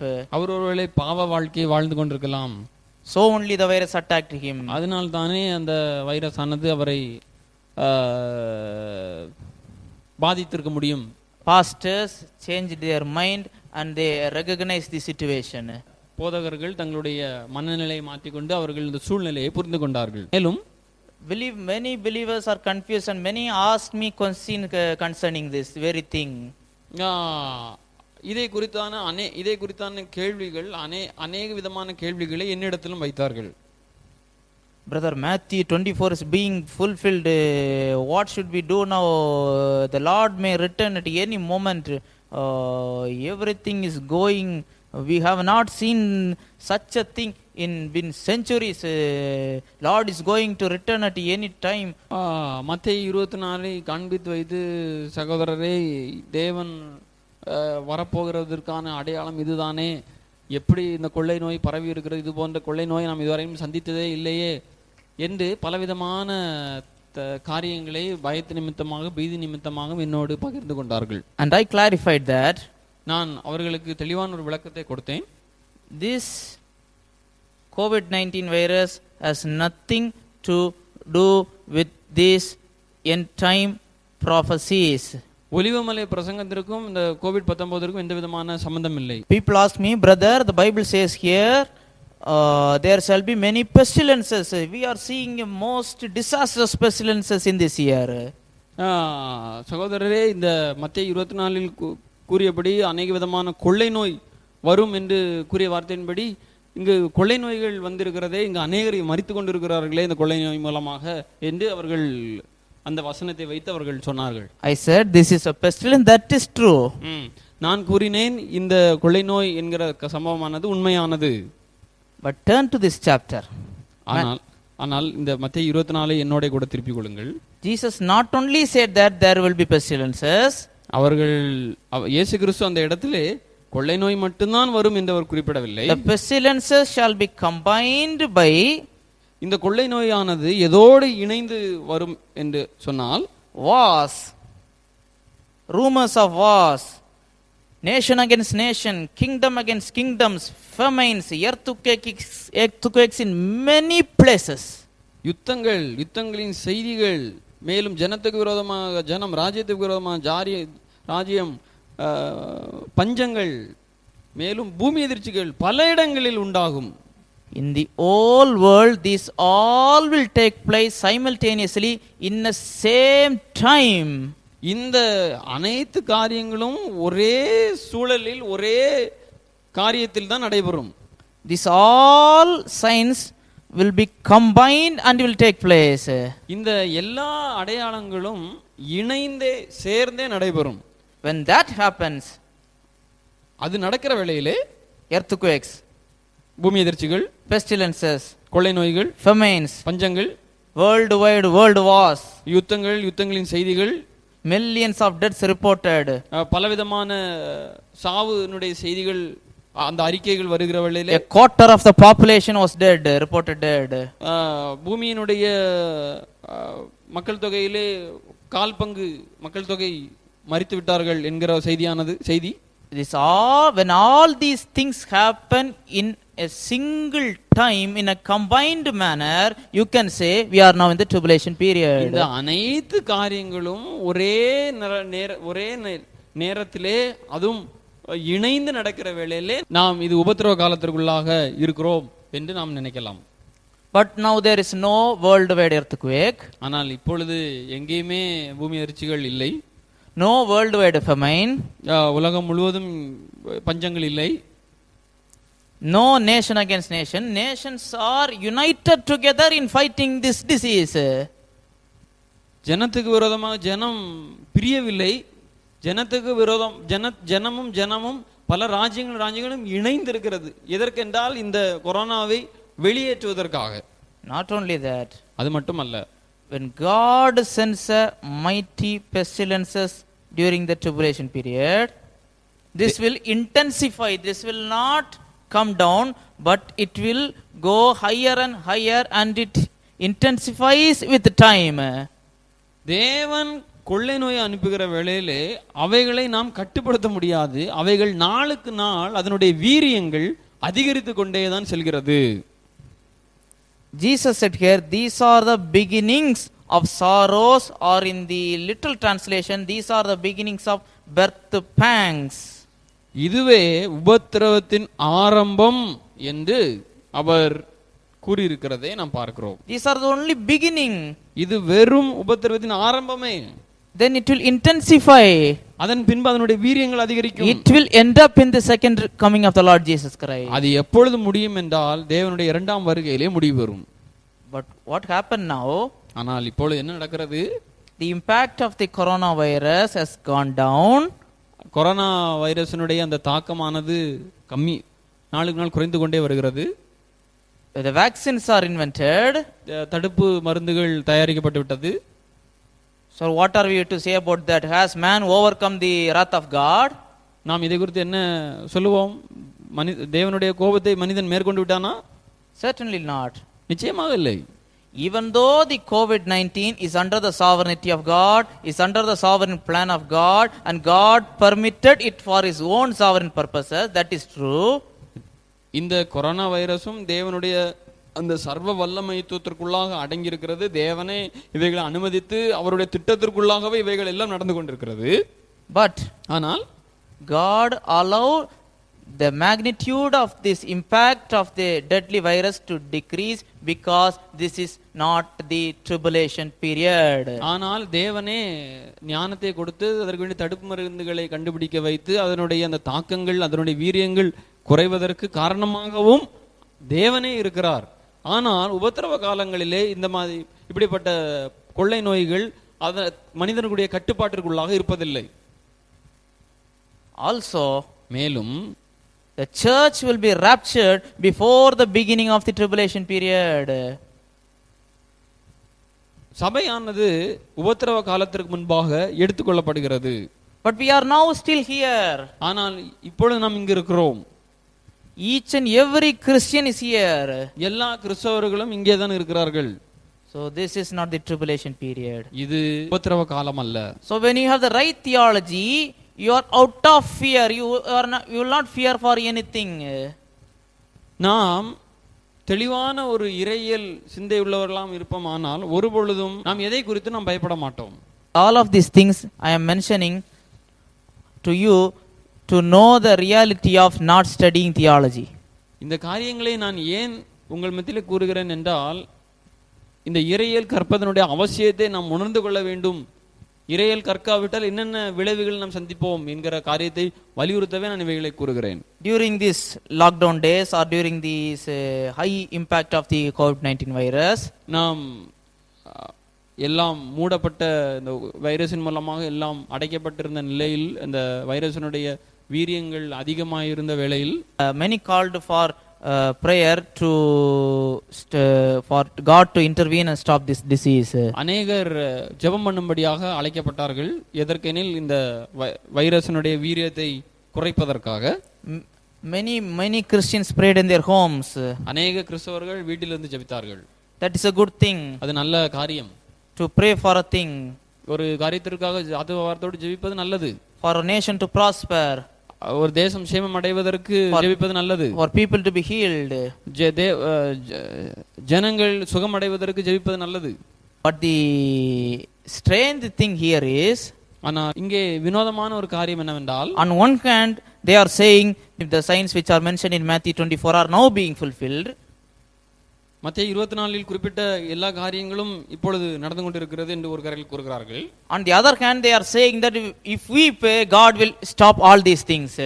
மற்றொரு கரையில் கூறுகிறார்கள், இப்பொழுது நாம் ஜெபித்தால் தேவன் எல்லாவற்றையும் நிறுத்துவார் என்று கூறுகிறார்கள். This is contradictory. இது முற்றிலும் முரணான காரியம். Because Matthew chapter 24 and verse 6 says like that, மத்தேயு 24 அதிகாரம் 6வது வசனம், for all these things must come to pass but the end is not yet. இவைகள் எல்லாம் சம்பவிக்க வேண்டியதே, ஆனாலும் முடிவு உடனே வராது. These things must come to pass. Underline the word must. இந்த காரியங்கள் இவைகள் எல்லாம் சம்பவிக்க வேண்டியதே, அந்த சம்பவிக்க வேண்டியதே என்கிற அந்த காரியத்தை அடிக்கோடிட்டுக் கொள்ளுங்கள். So by praying that to stop these things is unbiblical. You cannot stop these things because Jesus said this must come to pass. நாம் இவைகள் தடுக்கப்படும்படியாக ஜெபிப்பது என்பது வேதத்திற்கு முற்றிலும் முரணான காரியம். ஏனெனில் அது தேவனிடத்திலிருந்து வருகிறபடினால அது நிச்சயமாக அது தடுக்கப்பட முடியாது. If you say these are not related to the tribulation period, but God allows it, God please have mercy on us, on our family, on our church, on our nation, that is biblical. But on one hand you say these are the signs of Matthew 24, it must fulfill, and on the other hand you say Lord please stop that, this is totally unbiblical. These are the results of not studying the God's word seriously. நாம் தேசத்திற்காக ஜெபிப்பது, தேசத்துடைய ஜனங்களுக்காக ஜெபிப்பது, தேசத்தின் மீது ஆத்துவாரம் கொண்டு ஜெபிப்பது, இவைகள் எல்லாம் நல்லது, அவைகள் மட்டும் இருப்பது நல்லது. ஆனால் மத்தேயு 24 காண்பித்து இவைகள் இருக்கிறதே அதனால் நான் ஜெபிப்பேன் என்று கூறுவோம். ஆனால் அது வேதத்திற்கு முரணானது. அது வேதத்தை குறித்தான தெளிவான ஒரு அறிவில்லாமையால் நாம் எடுக்கிற ஒரு தீர்மானமாகவே அவைகள் காணப்படுகிறது. In some churches there is only 1 hour service and some churches half an hour service. சில சபைகளிலே 1 மணி நேரம் கூடுகை, சில சபைகளிலே அரை மணி நேரம் கூடுகை. In some churches 1.5 hours or 2 hours. இன்னும் சில சபைகளிலே 1.5 மணி நேரம் கூடுகை, இன்னும் சில சபைகளில் 2 மணி நேரம் கூடுகை. When you divide that time, நாம் அந்த நேரத்தை பிரித்து பார்த்தால் the first 1 hour goes to singing and worship. முதல் 1 மணி நேரம் பாடல், ஆராதனை, துதி அவைகளுக்கு சென்று விடுகிறது. I am saying that about independent churches. நான் சுதந்திரமாக இருக்கக்கூடிய எந்தவித ஐக்கியத்திலும் இணையாத சபைகளை குறித்து நான் பேசுகிறேன். And the next 10 minutes goes for announcements. அடுத்த 10 நிமிடம் அறிவிப்பு போன்ற காரியங்களுக்கு செலவடைந்து விடுகிறது. Preaching is just for 20 minutes or 25 minutes. பிரசங்கம் ஆனது 20 அல்லது 25 நிமிடம் மட்டுமே. In that preaching also, அந்த பிரசங்கத்திலும் கூட 3 stories, 3 கதைகள், taking a verse, ஒரு வசனத்தை எடுத்துக்கொண்டு, the context is not mentioned, அதனுடைய முன்பின்பாக இருக்கக்கூடிய காரியங்களை அறியாதபடிக்கு, அது எந்த சூழமையில் எழுதப்பட்டது என்பதை புரிந்து கொள்ளாதபடிக்கு, the preacher says what he had in mind. அவருடைய மனதிலே என்ன இருக்கிறதோ அதை அவர் வாந்தி எடுத்து விட்டு சென்று விடுவார். How can people grow in the word of God? எப்படியாக தேவ ஜனங்கள் வேத வார்த்தையிலே அனுபவம் உள்ளவர்களாக தேறினவர்களாக மாற முடியும்? No clear understanding about God. அவர்களுக்கு தேவனை குறித்தான தெளிவான ஒரு சிந்தனை கிடையாது. No clear understanding about God's word. தேவனுடைய அறிவை, வேதத்தினுடைய அறிவை குறித்தான சிறந்த ஒரு தெளிவான சிந்தனை இல்லை. No clear understanding about devil. பிசாசினுடைய தந்திரங்களை குறித்தான தெளிவான சிந்தனை இல்லை. Some people are fearing devil more than fearing God. சில ஆவிக்குரிய சில விசுவாசிகள் சாத்தானிற்கு, தேவனுக்கு பயப்படுவதை காட்டிலும் சாத்தானிற்கு அதிகமாக பயப்படுகிறார்கள். They talk more about Satan than more about talking God. அவர்கள் தேவனை குறித்தல்ல சாத்தானை குறித்தே அதிகமாக பேசுகிறார்கள். Oh, brother, Satan is here, Satan is there, Satan is in that room, Satan is in this room, Satan is following me, following in my dreams, following in my thoughts. Oh, he is everywhere. I am so feared. ஓ சகோதரனே, சாத்தான் இந்த ரூமில் இருக்கிறார், சாத்தான் அந்த ரூமில், சாத்தானோடு நடந்து வருகிறார், சாத்தானுடைய சிந்தை மண்டலங்களில் இருக்கிறார், சாத்தான் என்னுடைய கனவிலே வருகிறான், இப்படி சாத்தானை பின்தொடர்ந்து வந்து கொண்டே இருக்கிறான், அவன் என்ன ஏதோ செய்ய போகிறான் என்று பயந்து நடுங்குகிறார்கள். Because they are unaware of who devil is and what he can do and what he cannot do. ஏனெனில் அவர்களுக்கு சாத்தானை குறித்தான ஒரு தெளிவான சிந்தனை இல்லை. அவன் யார், அவன் என்ன செய்வான், அவன் எதற்காக வைக்கப்பட்டிருக்கான் என்பதை குறித்தான தெளிவான சிந்தனை இல்லை. Satan cannot be present in everywhere at any time. He is not omnipresent. He is just a created being. சாத்தான் எல்லா வேளைகளிலும் எல்லா இடத்திலும் அவன் சர்வ வியாபியாக அவன் இருக்க முடியாது. ஏனெனில் அவன் சிருஷ்டிக்கப்பட்டவன். To attribute a godly divine attribute to a created being itself is a sin. தேவனுடைய குணாதிசயங்களை ஒரு சாதாரண ஒரு சிருஷ்டிப்புக்கு ஒப்பிடுவது பாவமாக இருக்கிறது. There are also some unbiblical practices because of not learning theology.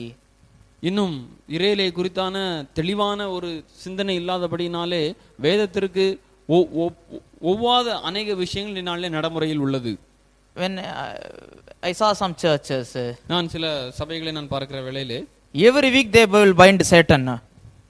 எல்லா வாரமும் அவர்கள் சாத்தானை கட்டுகிறார்கள். I bind you Satan in the name of Lord Jesus Christ. இயேசு கிறிஸ்து நாமத்தில் அவனை கட்டுகிறேன்.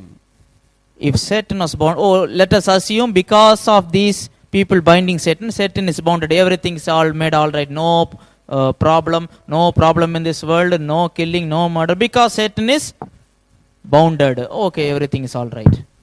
நல்லது, சாத்தான் கட்டப்படுவானால் இவருடைய வார்த்தையின் பிரகாரம் கட்டப்படுவானால் நல்லது. ஏனெனில் பிரச்சனை இருக்காது, கோபம் இருக்காது, முருகம் இருக்காது, பூமியிலே சண்டை சச்சரவுகள் இருக்காது, எல்லாம் அமைதியாக இருக்கும். ஏனெனில் இவர்கள் கூறினபடி சாத்தான் கட்டப்பட்டு விட்டான். But in the very next week, அடுத்த வாரமே they will repeat the same thing.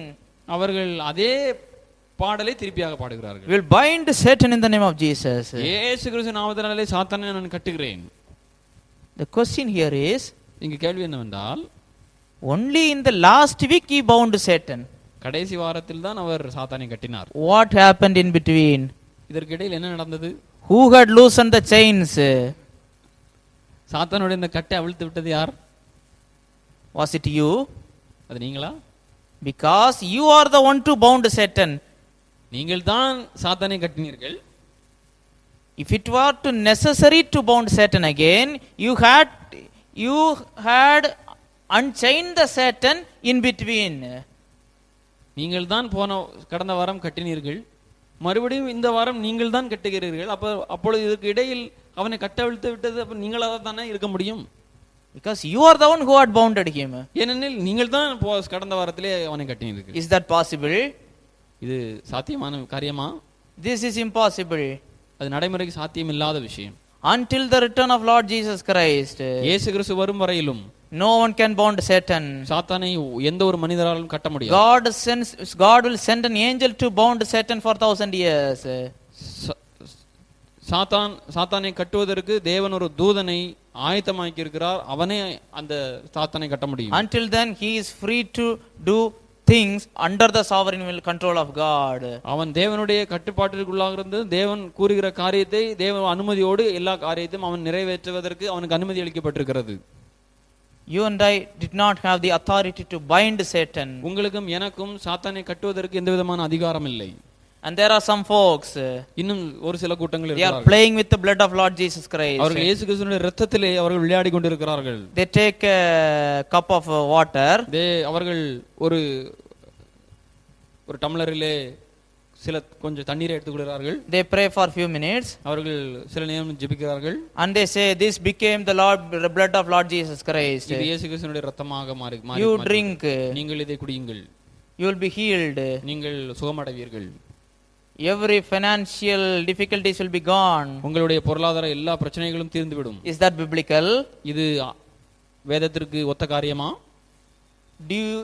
Do anyone have the authority to bring the divine blood of Lord Jesus Christ? யார் ஏனும் அந்த தெய்வீகமான பரிசுத்த இரத்தத்தை இப்படியாக செய்ய முடியுமா? If that is possible, you will be God. அது நடைபெறுமானால் நாம் கடவுளாக மாறி விடுவோமே. How is that possible? அது எப்படியாக சாத்தியமாகும்? Can you cite me any one example of any apostle or prophet doing that? நீங்கள் வேதத்திலிருந்து ஒரு வசனத்தை எனக்கு காண்பியுங்கள், அப்போஸ்தலராவது அல்லது சீஷர்களாவது இப்படி இது போன்ற காரியங்களை செய்தார்களா என்று. Did they transform the water into the blood of Lord Jesus Christ? அவர்கள் தண்ணீரை இயேசு கிறிஸ்துவின் இரத்தமாக அவர்கள் மாற்றினார்களா? Many unbiblical foolish things are happening in the name of Christianity and in the name of Bible because there is no room for sound doctrine and theology.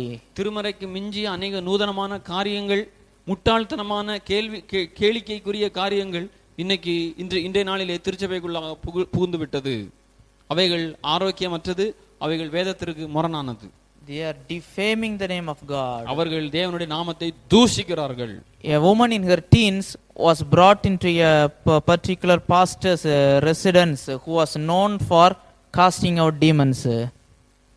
ஒரு பெண்ணை ஒரு போதகருடைய வீட்டிற்கு கொண்டு வந்தார்கள். ஏனெனில் அந்த போதகரானவர் பிசாசுகளை துரத்துவதில் தலை சிறந்தவர் என்று அவர் அழைக்கப்படுவார். He first prayed for her. அந்த போதகர் முதலாவது அந்த பெண்ணின் தலையில் கையை வைத்து ஜெபித்தார். And that young woman did not responded. அந்த பெண்மணி எந்த விதமான பிரதிபலிப்பையும் அவள் காண்பிக்கவில்லை. He was angered. இந்த போதகர் கோபமடைந்து விட்டார். Oh, will you not depart? நீ இப்பொழுது இந்த இடத்தை விட்டு நீ செல்லவில்லை என்றால் I am going to do one thing. நான் ஒரு காரியத்தை செய்ய போகிறேன். I am frightened. நான் பயந்து விட்டேன். What will be what he is planning to do? இவர் என்ன செய்ய போகிறார் என்று நான் பிரமித்து பார்த்து He just went into his house. அவர் வீட்டிற்குள்ளே சென்றார். Came back with a cup of water. அவர் ஒரு கலசத்திலே கொஞ்சம் தண்ணீர் கொண்டு வந்தார். This is the blood of Jesus. இது இயேசு கிறிஸ்துவின் இரத்தமா இருக்கிறது. He just throws some sprinkles of water in her face. சில துளிகளை கையில் எடுத்து அவருடைய முகத்திலே அப்படி தெளித்தார். She made some shivering expression. அந்த பெண்மணி சில விதமான அசைவுகளை அவள் கொடுத்தாள். As if acid is being thrown in her face. அவளுடைய முகத்திலே தெளித்த உடனே அவள் இப்படிப்பட்டதான ஒரு செய்கையை காண்பித்தாள். After some time she seemed to become normal. சில நேரம் கழித்து அவள் ஒரு சாதாரண ஒரு நிலைமைக்கு அவள் வந்தது போல இருந்தது. After that the preacher told the parents of that young woman. அந்த இளம் மகளுடைய பெற்றோர்களிடத்திலே இந்த போதகர் கூறின காரியமாவது, she is not completely delivered. அவள் முழுமையாக அவர் விடுவிக்கப்படவில்லை. This may return after some time. இது சில நாள் கழித்து இந்த பிசாசானது திரும்பவும் வருவதற்கு This is only a temporary solution. இது ஒரு தற்காலிகமான ஒரு விடுதலை அண்டி. If that happens again, இது மறுபடியும் வந்தால், you should only bring her to me. நீங்கள் என்னிடத்தில் மாத்திரமே அவளை அழைத்து கொண்டு வர வேண்டும். He cited an example. அவர் ஒரு உதாரணத்தை எடுத்து வைத்தார். The snake will fear only the person who had struck it with a rod. பாம்பானது தன்னை அடித்த நபரை மாத்திரம் கண்டு பயப்படும். It will not fear anyone else. பாம்பு வேற யாருக்கும் பயப்படாது. So this devil will only fear me. ஆகையால் இந்த பிசாசானது என்னை கண்டு மாத்திரமே பயப்படும். Is this the way to do deliverance ministry? இப்படியாகவா நாம் ஜனங்களை விடுதலையாக்குவது? People are now being trained by false so-called prophets to fight with the devil.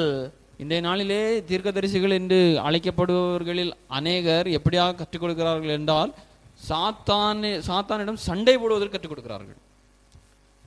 Some folks claim that church will enter the tribulation period. சில கூட்டம், ஒரு விதமான கூட்டம் இப்படியாக கூறுகிறது, நாம் உபத்திரவ காலத்திற்குள்ளாக சபை செல்கிற வேளையிலே there will be a clash between believers and the antichrist and devil. அங்கு விசுவாசிகளுக்கும் அந்திகிறிஸ்துவுக்கும் சாத்தானிற்கும் அங்கு ஒரு பெரிய ஒரு கலவரம் நடைபெறும் என்றும், So to prepare for that, அதற்கு ஆயத்தப்படுத்தும் விதமாக young people are now being given special training. இளம் இளம் வாலிபர்களுக்கு சிறப்பான ஒரு பயிற்சி அளிக்கப்பட்டு கொண்டிருக்கிறது. Climbing hills and mountains, உயர்ந்த மலைகளுக்கு ஏறுவது, just like military training. எப்படியாக ராணுவ பயிற்சி அளிக்கப்படுகிறோ அதுபோல. And also how to use the blood of Jesus and to throw it in the face of Satan.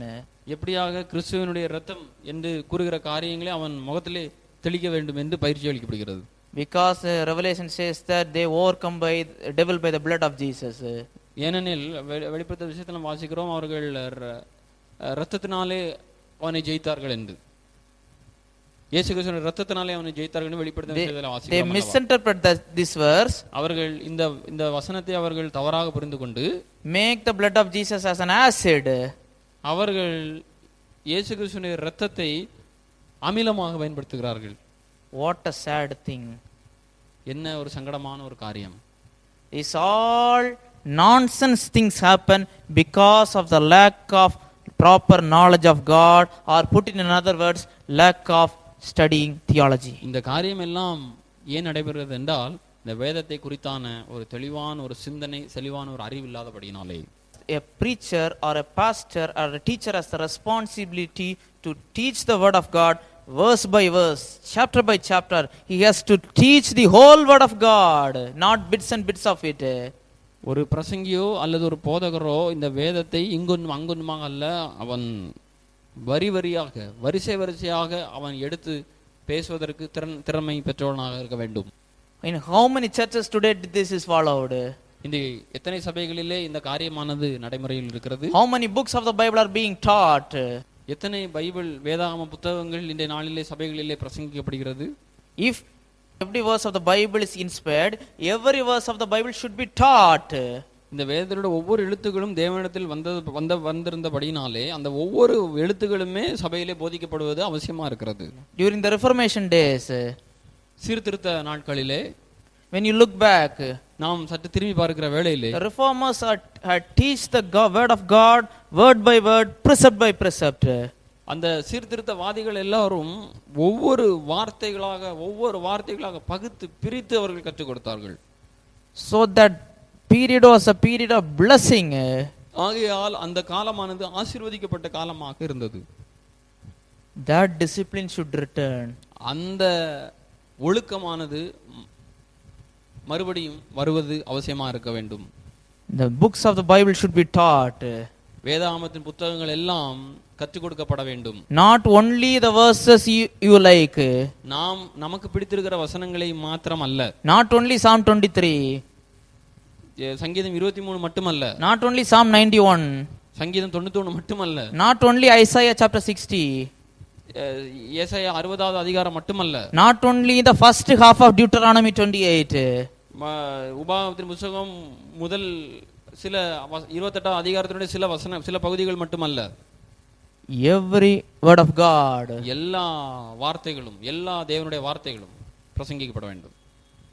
If this fails to happen, இது சாத்தியமில்லை என்றால், Satan will have a considerable victory in making the people of God to stumble and to stop their Christian growth. நாம் அலட்சியமாக இருப்போமானால் சாத்தான் நிச்சயமாகவே நாம் கிறிஸ்துவுக்குள்ளாக வளருகிற காரியங்களிலே அவன் பகிங்கரமாக செயல்படக்கூடியவனாக அவன் மாறிவிடுவான். So what a Christian should learn?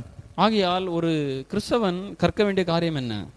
They should learn the 66 books of the Holy Bible, the background, the culture and the author and the true meaning and the history of the 66 books and the message of the 66 books from Genesis to Revelation. ஆகையால் ஒரு கிறிஸ்தவனானவன் அவன் 66 புத்தகங்களையும் அவன் கற்க வேண்டும். அதனுடைய வரலாற்று பின்னணி, அதை எழுதியவர் யார், இது போன்ற அந்த புத்தகத்தை தொடர்பான அனைத்து தகவல்களையும் கற்றுக்கொள்ளும்படியாக ஒவ்வொரு கிறிஸ்தவனும் முனைப்பு காண்பிக்க வேண்டும். Next he has to learn the systematic theology, that is the systematized doctrine.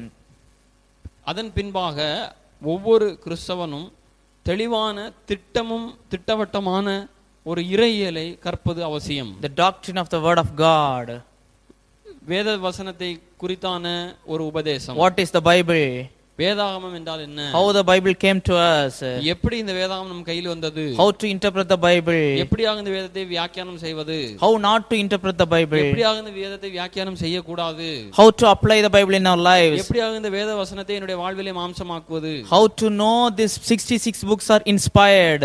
எப்படியாக இந்த 66 புத்தகங்களும் தேவனிடமிருந்து வந்தது என்பதை நாம் புரிந்து கொள்வது? Next, the doctrine of God. அடுத்தபடியாக தேவனிடத்தினுடைய உபதேசம். Who God is. தேவன் யார்? What the attributes of God. அவருடைய பண்பு நிலைகள் என்ன? The power of God. அவருடைய வல்லமை என்ன? What God will do and what God will not do. தேவன் எவைகளை செய்வார், தேவன் எவைகளை செய்ய மாட்டார். The triune nature of God. தேவனுடைய திருத்துவ தன்மைகள் and his nature. அவருடைய பண்புகள்.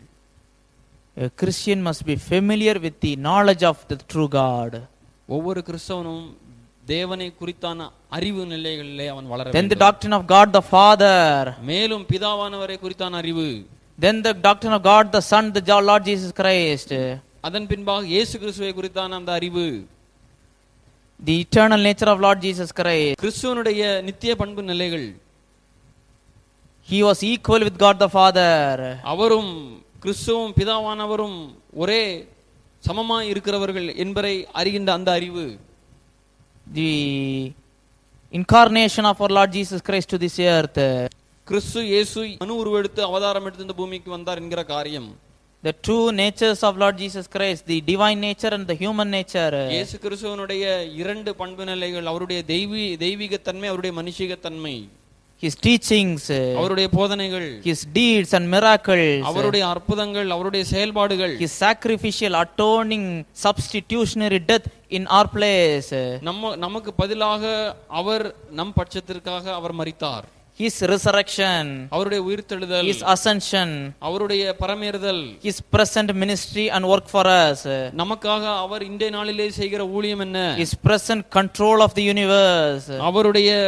அவர் இந்த பிரபஞ்சத்தை எவ்வாறு தன்னுடைய கட்டுப்பாட்டிற்குள்ளாக வைத்திருக்கிறார்? His return, அவருடைய திரும்பி வருகிற காரியம், his eternal reign, அவருடைய நித்திய அரசாட்சி. and the next the doctrine of the Holy Spirit of God, the third person of Trinity. பின்பு பரிசுத்த ஆவியானவரை குறித்தான அந்த திருத்துவத்தினுடைய மூன்றாவது நபரை குறித்தான அந்த உபதேசம். He is not just mere a power, but he is a person. அவர் வெறுமனே ஒரு வல்லமை அல்ல, அவர் ஒரு நபர். He participated with the other two persons of the Trinity in creating the universe. அவர் அந்த திருத்துவத்தினுடைய இரண்டு நபர்களோடு இவரும் இணைந்திருந்தவர். His ministries in the Old Testament. அவருடைய பழைய ஏற்பாட்டு ஊழியம் என்ன? His ministries to Lord Jesus Christ when he was upon the face of the earth. இயேசு கிறிஸ்து இந்த உலகத்திலே ஊழியம் செய்கிற வேளையிலே பரிசுத்த ஆவியானவர் என்ன செய்து கொண்டிருந்தார்? The ministry of the Holy Spirit after the day of Pentecost. Pentecost நாட்களுக்கு பின்பாக அவருடைய ஊழியம் என்ன? The anointing of the Holy Spirit. பரிசுத்த ஆவியினுடைய அபிஷேகம் என்றால் என்ன? The baptism of the Holy Spirit. பரிசுத்த ஆவியினாலே ஞானஸ்நானம் எடுப்பது என்றால் என்ன? The filling of the Holy Spirit. பரிசுத்த ஆவியினாலே நிரம்புகிறது என்றால் என்ன? The sealing of the Holy Spirit. பரிசுத்த ஆவியினுடைய முத்திரை என்றால் என்ன? The signet of the Holy Spirit. ஆவிக்குரிய அச்சாரம் என்றால் என்ன? The gifts of the Holy Spirit. பரிசுத்த ஆவியினுடைய வரங்கள் என்றால் என்ன? The fruit of the Holy Spirit. பரிசுத்த ஆவியினுடைய கனிகள், ஆவியின் கனிகள். The leading of the Holy Spirit. அவருடைய வழிநடத்துதல். The ministry of the Holy Spirit in the tribulation period. உபத்திரவ காலத்திலே பரிசுத்த ஆவியினுடைய ஊழியம். In the ministry of the Holy Spirit in the millennium age. 1000 வருட அரசாட்சியிலே அவருடைய பரிசுத்த ஆவியினுடைய ஊழியம். Next, the doctrine of creation. பின்பு சிருஷ்டிப்பினுடைய உபதேசம். The creation of the universe. எப்படியாக இந்த உலகமானது உருவாக்கப்பட்டது? The creation of the sun and the moon. எப்படியாக சூரியன் சந்திரன் உருவாக்கப்பட்டது? The creation of the man. எப்படியாக மனிதன் உருவாக்கப்பட்டான்? Why God created man. எதற்காக மனிதனை தேவன் சிருஷ்டித்தார்? Next, the doctrine of the human beings. பின்பு மனிதனை குறித்தான தேவனுடைய திட்டத்தை குறித்தான உபதேசம். What constitutes a human being? ஒரு மனிதனுக்குள்ளாக இருப்பது என்ன? The soul, the spirit and the body of the human being. ஆவி, ஆத்மா, சரீரம். What is the responsibility towards God? இந்த ஆவி, ஆத்மா, சரீரத்தை குறித்தான தேவன் அந்த பொறுப்பு Then the fall of man, மனிதனுடைய வீழ்ச்சி, the doctrine of sin, பாவத்தினுடைய அந்த உபதேசம், where sin began, எங்கு பாவமானது உருவெற்றது, the result of the sin, பாவத்தினுடைய விளைவு, the various kinds of sin, பாவத்தினுடைய பல்வேறு நிலைகள், and then the doctrine of salvation, பின்பு ரட்சிப்பினுடைய சுவிசேஷம். why a person needs to be saved, எதற்காக ஒரு மனிதன் ரட்சிக்கப்பட வேண்டும், what is the meaning of the word salvation, ரட்சிப்பின் அந்த ரட்சிப்பு என்கிற அந்த பதத்தினுடைய அர்த்தம் என்ன, saved from what, saved from whom, saved towards whom, எதற்காக மீட்கப்பட்டேன், யாரிடமிருந்து மீட்கப்பட்டேன், யாருக்காக நான் மீட்கப்பட்டேன், the results of salvation, ரட்சிக்கப்பட்டதனுடைய விளைவுகள் என்ன, the blessings of salvation, ரட்சிக்கப்பட்டதனால் வரக்கூடிய ஆசீர்வாதம் என்ன, the security of the salvation, what it is and what it is not, ரட்சிப்பதனால் வரக்கூடிய பாதுகாப்பு என்ன, அது எதுவல்ல, and then the doctrine of Christian life, பின்பு கிறிஸ்தவ வாழ்க்கை குறித்தான how a உபதேசம், Christian should live எப்படியாக ஒரு கிறிஸ்தவன் வாழ வேண்டும், in his public life, பொதுவான வாழ்விலே வாழ வேண்டும், in private life, அவனுடைய ரகசியமான வாழ்விலே அவன் எப்படியாக வாழ வேண்டும், towards others, மற்றவர்களிடத்தில் அவன் எவ்வாறு நடந்து கொள்ள வேண்டும், in his character, அவனுடைய பண்பு நிலை அவன் எவ்வாறு இருக்க வேண்டும், then his the Christian discipleship, அவனுடைய சீஷத்துவ தன்மைகளை அவன் எவ்வாறு வளர the வேண்டும், Christian leadership, அவனுடைய தலைமைத்துவத்தில் அவன் எவ்வாறு இருக்க வேண்டும், and then about the supernatural beings, that is the angels and the demons, பின்பு இயற்கைக்கு அப்பாற்பட்ட சில காரியங்களை நாம் பார்க்கிற வேளையிலே அது தூதர்களை குறித்தும் பிசாசுகளை குறித்தான காரியங்களை நாம் பார்க்கிறோம். who are angels, தூதர்கள் யார், the difference between fallen and unfallen angels, வீழ்ந்து போன தூதர்கள், வீழ்ச்சி இல்லாத தூதர்கள், how the angels of God serves us, எப்படியாக தேவ தூதர்கள் நமக்கு ஊழியம் செய்கிறார்கள், who is Satan, சாத்தான் யார், what he can do and what he cannot do, அவனால் என்ன செய்ய முடியும், அவனால் என்ன செய்ய முடியாது, how we can stand against Satan, அவனை எதிர்த்து நாம் எவ்வாறு நிற்பது, how we can escape the wiles of Satan, அவனுடைய தந்திரங்களிலிருந்து நாம் எவ்வாறு விடுபடுவது, what is his end, அவனுடைய முடிவு என்ன, and also the last things, what happens if a person dies, இறுதியாக ஒரு மனிதன் மரிப்பானே ஆனால் அதனுடைய தன்மைகள் என்ன, 1 second after you die what will happen, மரித்த பின்பு அடுத்த நிமிடம் என்ன நடக்கும், what happens to a believer and what happens to an unbeliever, ஒரு விசுவாசிக்கு என்ன நடக்கும், ஒரு அவிசுவாசிக்கு என்ன நடக்கும், what happens between death and resurrection, மரணத்திற்கும் உயிர்த்தெழுதலுக்கும் இடையில் என்ன நடக்கிறது, where will we go, நாம் எங்கு செல்வோம், what is rapture, எடுத்துக்கொள்ளப்படுதல் என்றால் என்ன, where will we go after rapture, எடுத்துக்கொள்ளப்பட்ட பின்பு நாம் எங்கு செல்வோம், how we should give our accounts to God before the judgment seat of Christ, நாம் நியாயத்தீர்ப்பு நாளிலே நாம் எவ்வாறு தேவன் கணக்கு ஒப்பிப்போம், the difference between the judgment seat of Christ and the throne of glory of Christ and the white throne of Christ, 3 thrones but 3 different places at 3 different times and 3 different group of people, 3 விதமான நாம் சிங்காசனங்கள் நாம் காண்கிறோம், அது 3 விதமான மக்கள் மத்தியில் நாம் காண்கிறோம், அது வெள்ளை சிங்காசனம், கிறிஸ்துவின் நியாயாசனம், மகிமையின் சிங்காசனம் என்று 3 விதமான சிங்காசனங்களை பார்க்கிறோம். each born again believer will appear before the judgment seat of Christ, not for losing salvation but to receive rewards. நாம் அவருக்கு முன்பாக நிற்க வேண்டும், எதற்காக என்னால் ரட்சிக்கப்படுவதற்காக அல்ல, அவரிடத்திலிருந்து நாம் விசேஷித்த பரிசுகளை பொக்கிஷங்களை பெற்றுக்கொள்வதற்காக. But in the white throne judgment every unbeliever will stand before to receive judgment from God. ஆனால் வெள்ளை சிங்காசன நியாயத்தீர்ப்பு நாளிலே அவிசுவாசிகள் எல்லாரும் அவருக்கு முன்பாக நியாயத்தீர்ப்பு அடையும்படியாக அவர் முன்பாக நிற்பார்கள். And the doctrine new heaven and new earth, நமக்கு புதிய வானம் புதிய பூமி உண்டாக்கப்படுகிறது. These are the basic pillars of theology. இவைகள் எல்லாம் இறையியலின் அடிப்படை தூண்களாக இருக்கிறது. And there is historical theology, the 2000 years of which Christian doctrine developed in certain stages. மேலும் வரலாற்று சம்பந்தப்பட்ட இறையியல் தத்துவங்களை நாம் கற்றுக்கொள்வது அவசியமாக இருக்கிறது.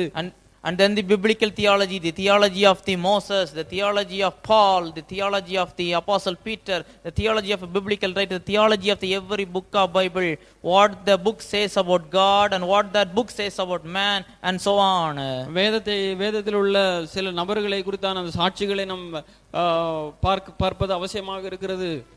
பவுலை குறித்தான உபதேசம், பேதுருவை குறித்தான உபதேசம், மோசேயை குறித்தான உபதேசம், மேலும் ஒவ்வொரு நிறுவத்தை குறித்தான உபதேசங்கள், இது கிறிஸ்துவை எவ்வாறு கூறுகிறது, இது பரிசுத்த ஆவியானவரை குறித்து எவ்வாறு கூறுகிறது என்பதை குறித்தான ஒரு தெளிவு. And also the biblical characters, their successes and their failures, and what we should learn from them. வேதாகம கதாபாத்திரங்களை நாம் வேதத்திலே நாம் பார்க்கிறோம், அவர்களுடைய வீழ்ச்சிகளை நாம் பார்க்கிறோம், அவர்களிடத்தில் நாம் கற்றுக்கொள்ள வேண்டிய காரியங்கள் என்னென்ன என்பதை நாம் பார்க்கிறோம். And also to how to defend this Bible doctrine, not only to learn but to defend and to proclaim to other people the truths of the living word of God. நாம் வெறுமனே கற்றுக்கொள்வது மாத்திரம் அல்ல, இந்த வேதாகமத்தை எதிர்த்து பேசுகிறவர்களுக்கு நாம் பதில் கொடுப்பதும் அவசியமாக காணப்படுகிறது. These are only the basic tenets which every Christian should learn. When time goes on, there are many things to unpack or to uncover. இவைகள் எல்லாம் அடிப்படையான காரியங்களை மட்டுமே நான் உங்கள் மத்தியிலே நான் சொல்லுகிறேன். நாட்கள் செல்ல செல்ல நாம் அநேக காரியங்களை தேவனுடைய வெளிச்சத்திலிருந்து பார்ப்பது அவசியமாக இருக்கிறது. These are not alien things. Everything I mentioned is in scripture. நான் வேறெங்கேயோ இருந்து ஏதோ ஒரு காரியத்தை நூதனமாக நான் பேசவில்லை, எல்லாவற்றையும் நான் இந்த வேதாகமத்திற்கு உட்பட்டு நான் பேசிக் கொண்டிருக்கிறேன். If this thing sounds very new to you, you should now realize that you have not learned Bible doctrine. இவைகள் நான் பேசுகிற இந்த காரியங்கள் எல்லாம் உங்களுக்கு புதிதாக காணப்படுமானால் நீங்கள் ஒரு காரியத்திலே எச்சரிக்கையாக இருக்க வேண்டும். நீங்கள் இந்த வேதாகமத்தை குறித்தான அந்த உபதேசம் குறித்தான காரியங்களிலே நீங்கள் மிகவும் எச்சரிக்கையாக இருப்பது அவசியம். To whom much is given, much will be required. உங்களுக்கு தேவன் அதிகமாக கொடுத்திருப்பார், ஆனால் உங்களிடத்திலே அவர் அதிகமாக கேட்பார். In the before days there was no technology, not many resources, everyone cannot learn Bible, but today each and everyone has the opportunity to learn the word of God. The only thing that stops that is, I don't want that, I don't desire that, I have known everything, the Lord will teach me. These things stop you from going forward and growing spiritually. முன்பு ஒரு காலத்திலே தொழில்நுட்ப வளர்ச்சிகள் இல்லாத நாட்களிலே அநேக விஷயங்களை கற்றுக்கொள்ள முடியாது, நாம் கேட்டு அறிந்து கொள்ள முடியாது. ஆனால் இன்றைய நாளிலும் நாம் அநேக விதமான தொழில்நுட்பத்தினுடைய அறிவியல் விஞ்ஞான வளர்ச்சியின் காலத்தில் வாழ்ந்து கொண்டிருக்கிறோம். இந்த காலத்திலும் நாம் அலட்சியமாக உதாசீனமாக வேதத்தை குறித்தான எந்தவித அறிவு இல்லாதபடிக்கு இருக்குமே. ஆனால் இது நிச்சயமாக அது தேவனுடைய கோபத்திற்கு அது உள்ளாக்குகிறதா காணப்படுகிறது. So utilize the time. ஆகையால் காலங்களை பிரயோஜனப்படுத்துங்கள். Don't put the blame on God. ஒருபொழுதும் ஆண்டவரிடத்திலே உங்களுடைய வாதங்களை வைக்காதீர். God will not appear before you and teach you these doctrines day and night. தேவன் ஒரு நாளும் நமக்கு முன்பாக இறங்கி வந்து ஒவ்வொரு உபதேசத்தையும் அவர் இதுதான் இதுதான் என்று அவர் கூறப்போவதில்லை. In Acts chapter 8, அப்போஸ்தலர் நடவடிக்கைகள் 8வது அதிகாரத்தில் நாம் பார்க்கிறோம், God did not appear before the Ethiopian eunuch and expounded Isaiah. He directed Philip to him, but Ethiopian eunuch said, how will I know when there is no one to explain that? Please explain me the real meaning of the suffering servant in Isaiah chapter 53. ஏசாயாவினுடைய 53 அதிகாரத்தை வாசிக்கிற அந்த மந்திரியின் இடத்திலே தேவன் தாமாக இறங்கி வந்து அவர் கற்றுக் கொடுக்கவில்லை. எங்கேயோ சென்று கொண்டிருந்த பிலிப்பை ஆவியானவர் திருப்பி இந்த மந்திரியின் இடத்திலே அவர் அனுப்பினார். Because this eunuch wanted to know the meaning.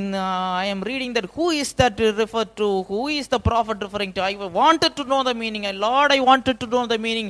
God saw that and he did not appear before him, but he sent the Philip to explain the scriptures. When he had come to the true meaning of the scriptures, the eunuch said, I want to get baptized. That is how God directs, not some through special revelation, not through visions and dreams.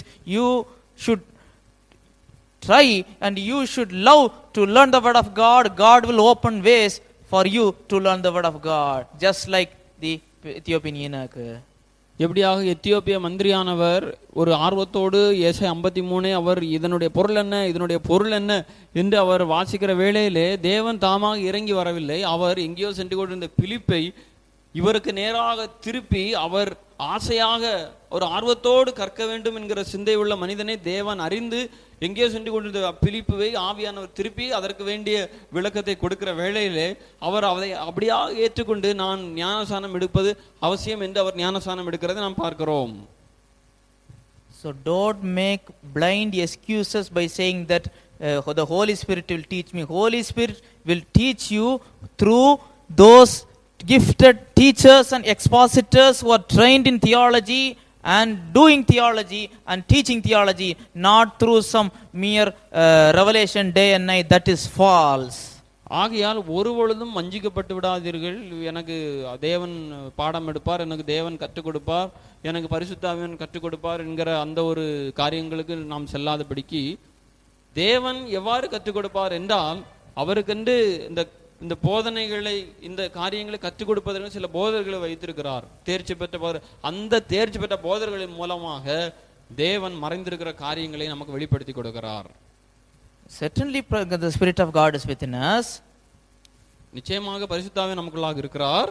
He will make you alarm when there is something going false. That is true.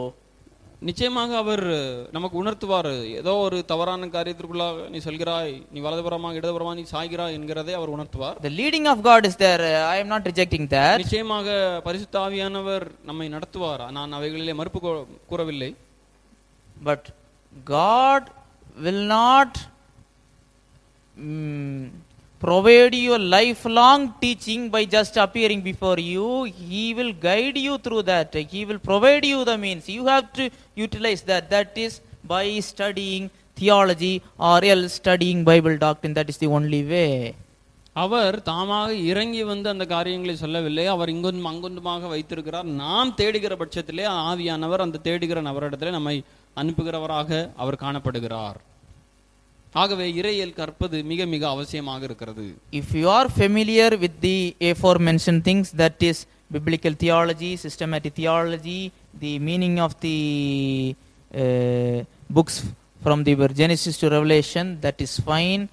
Utilize that in your personal lives. Teach to others so that others may know the attributes and the power and the plan of true God.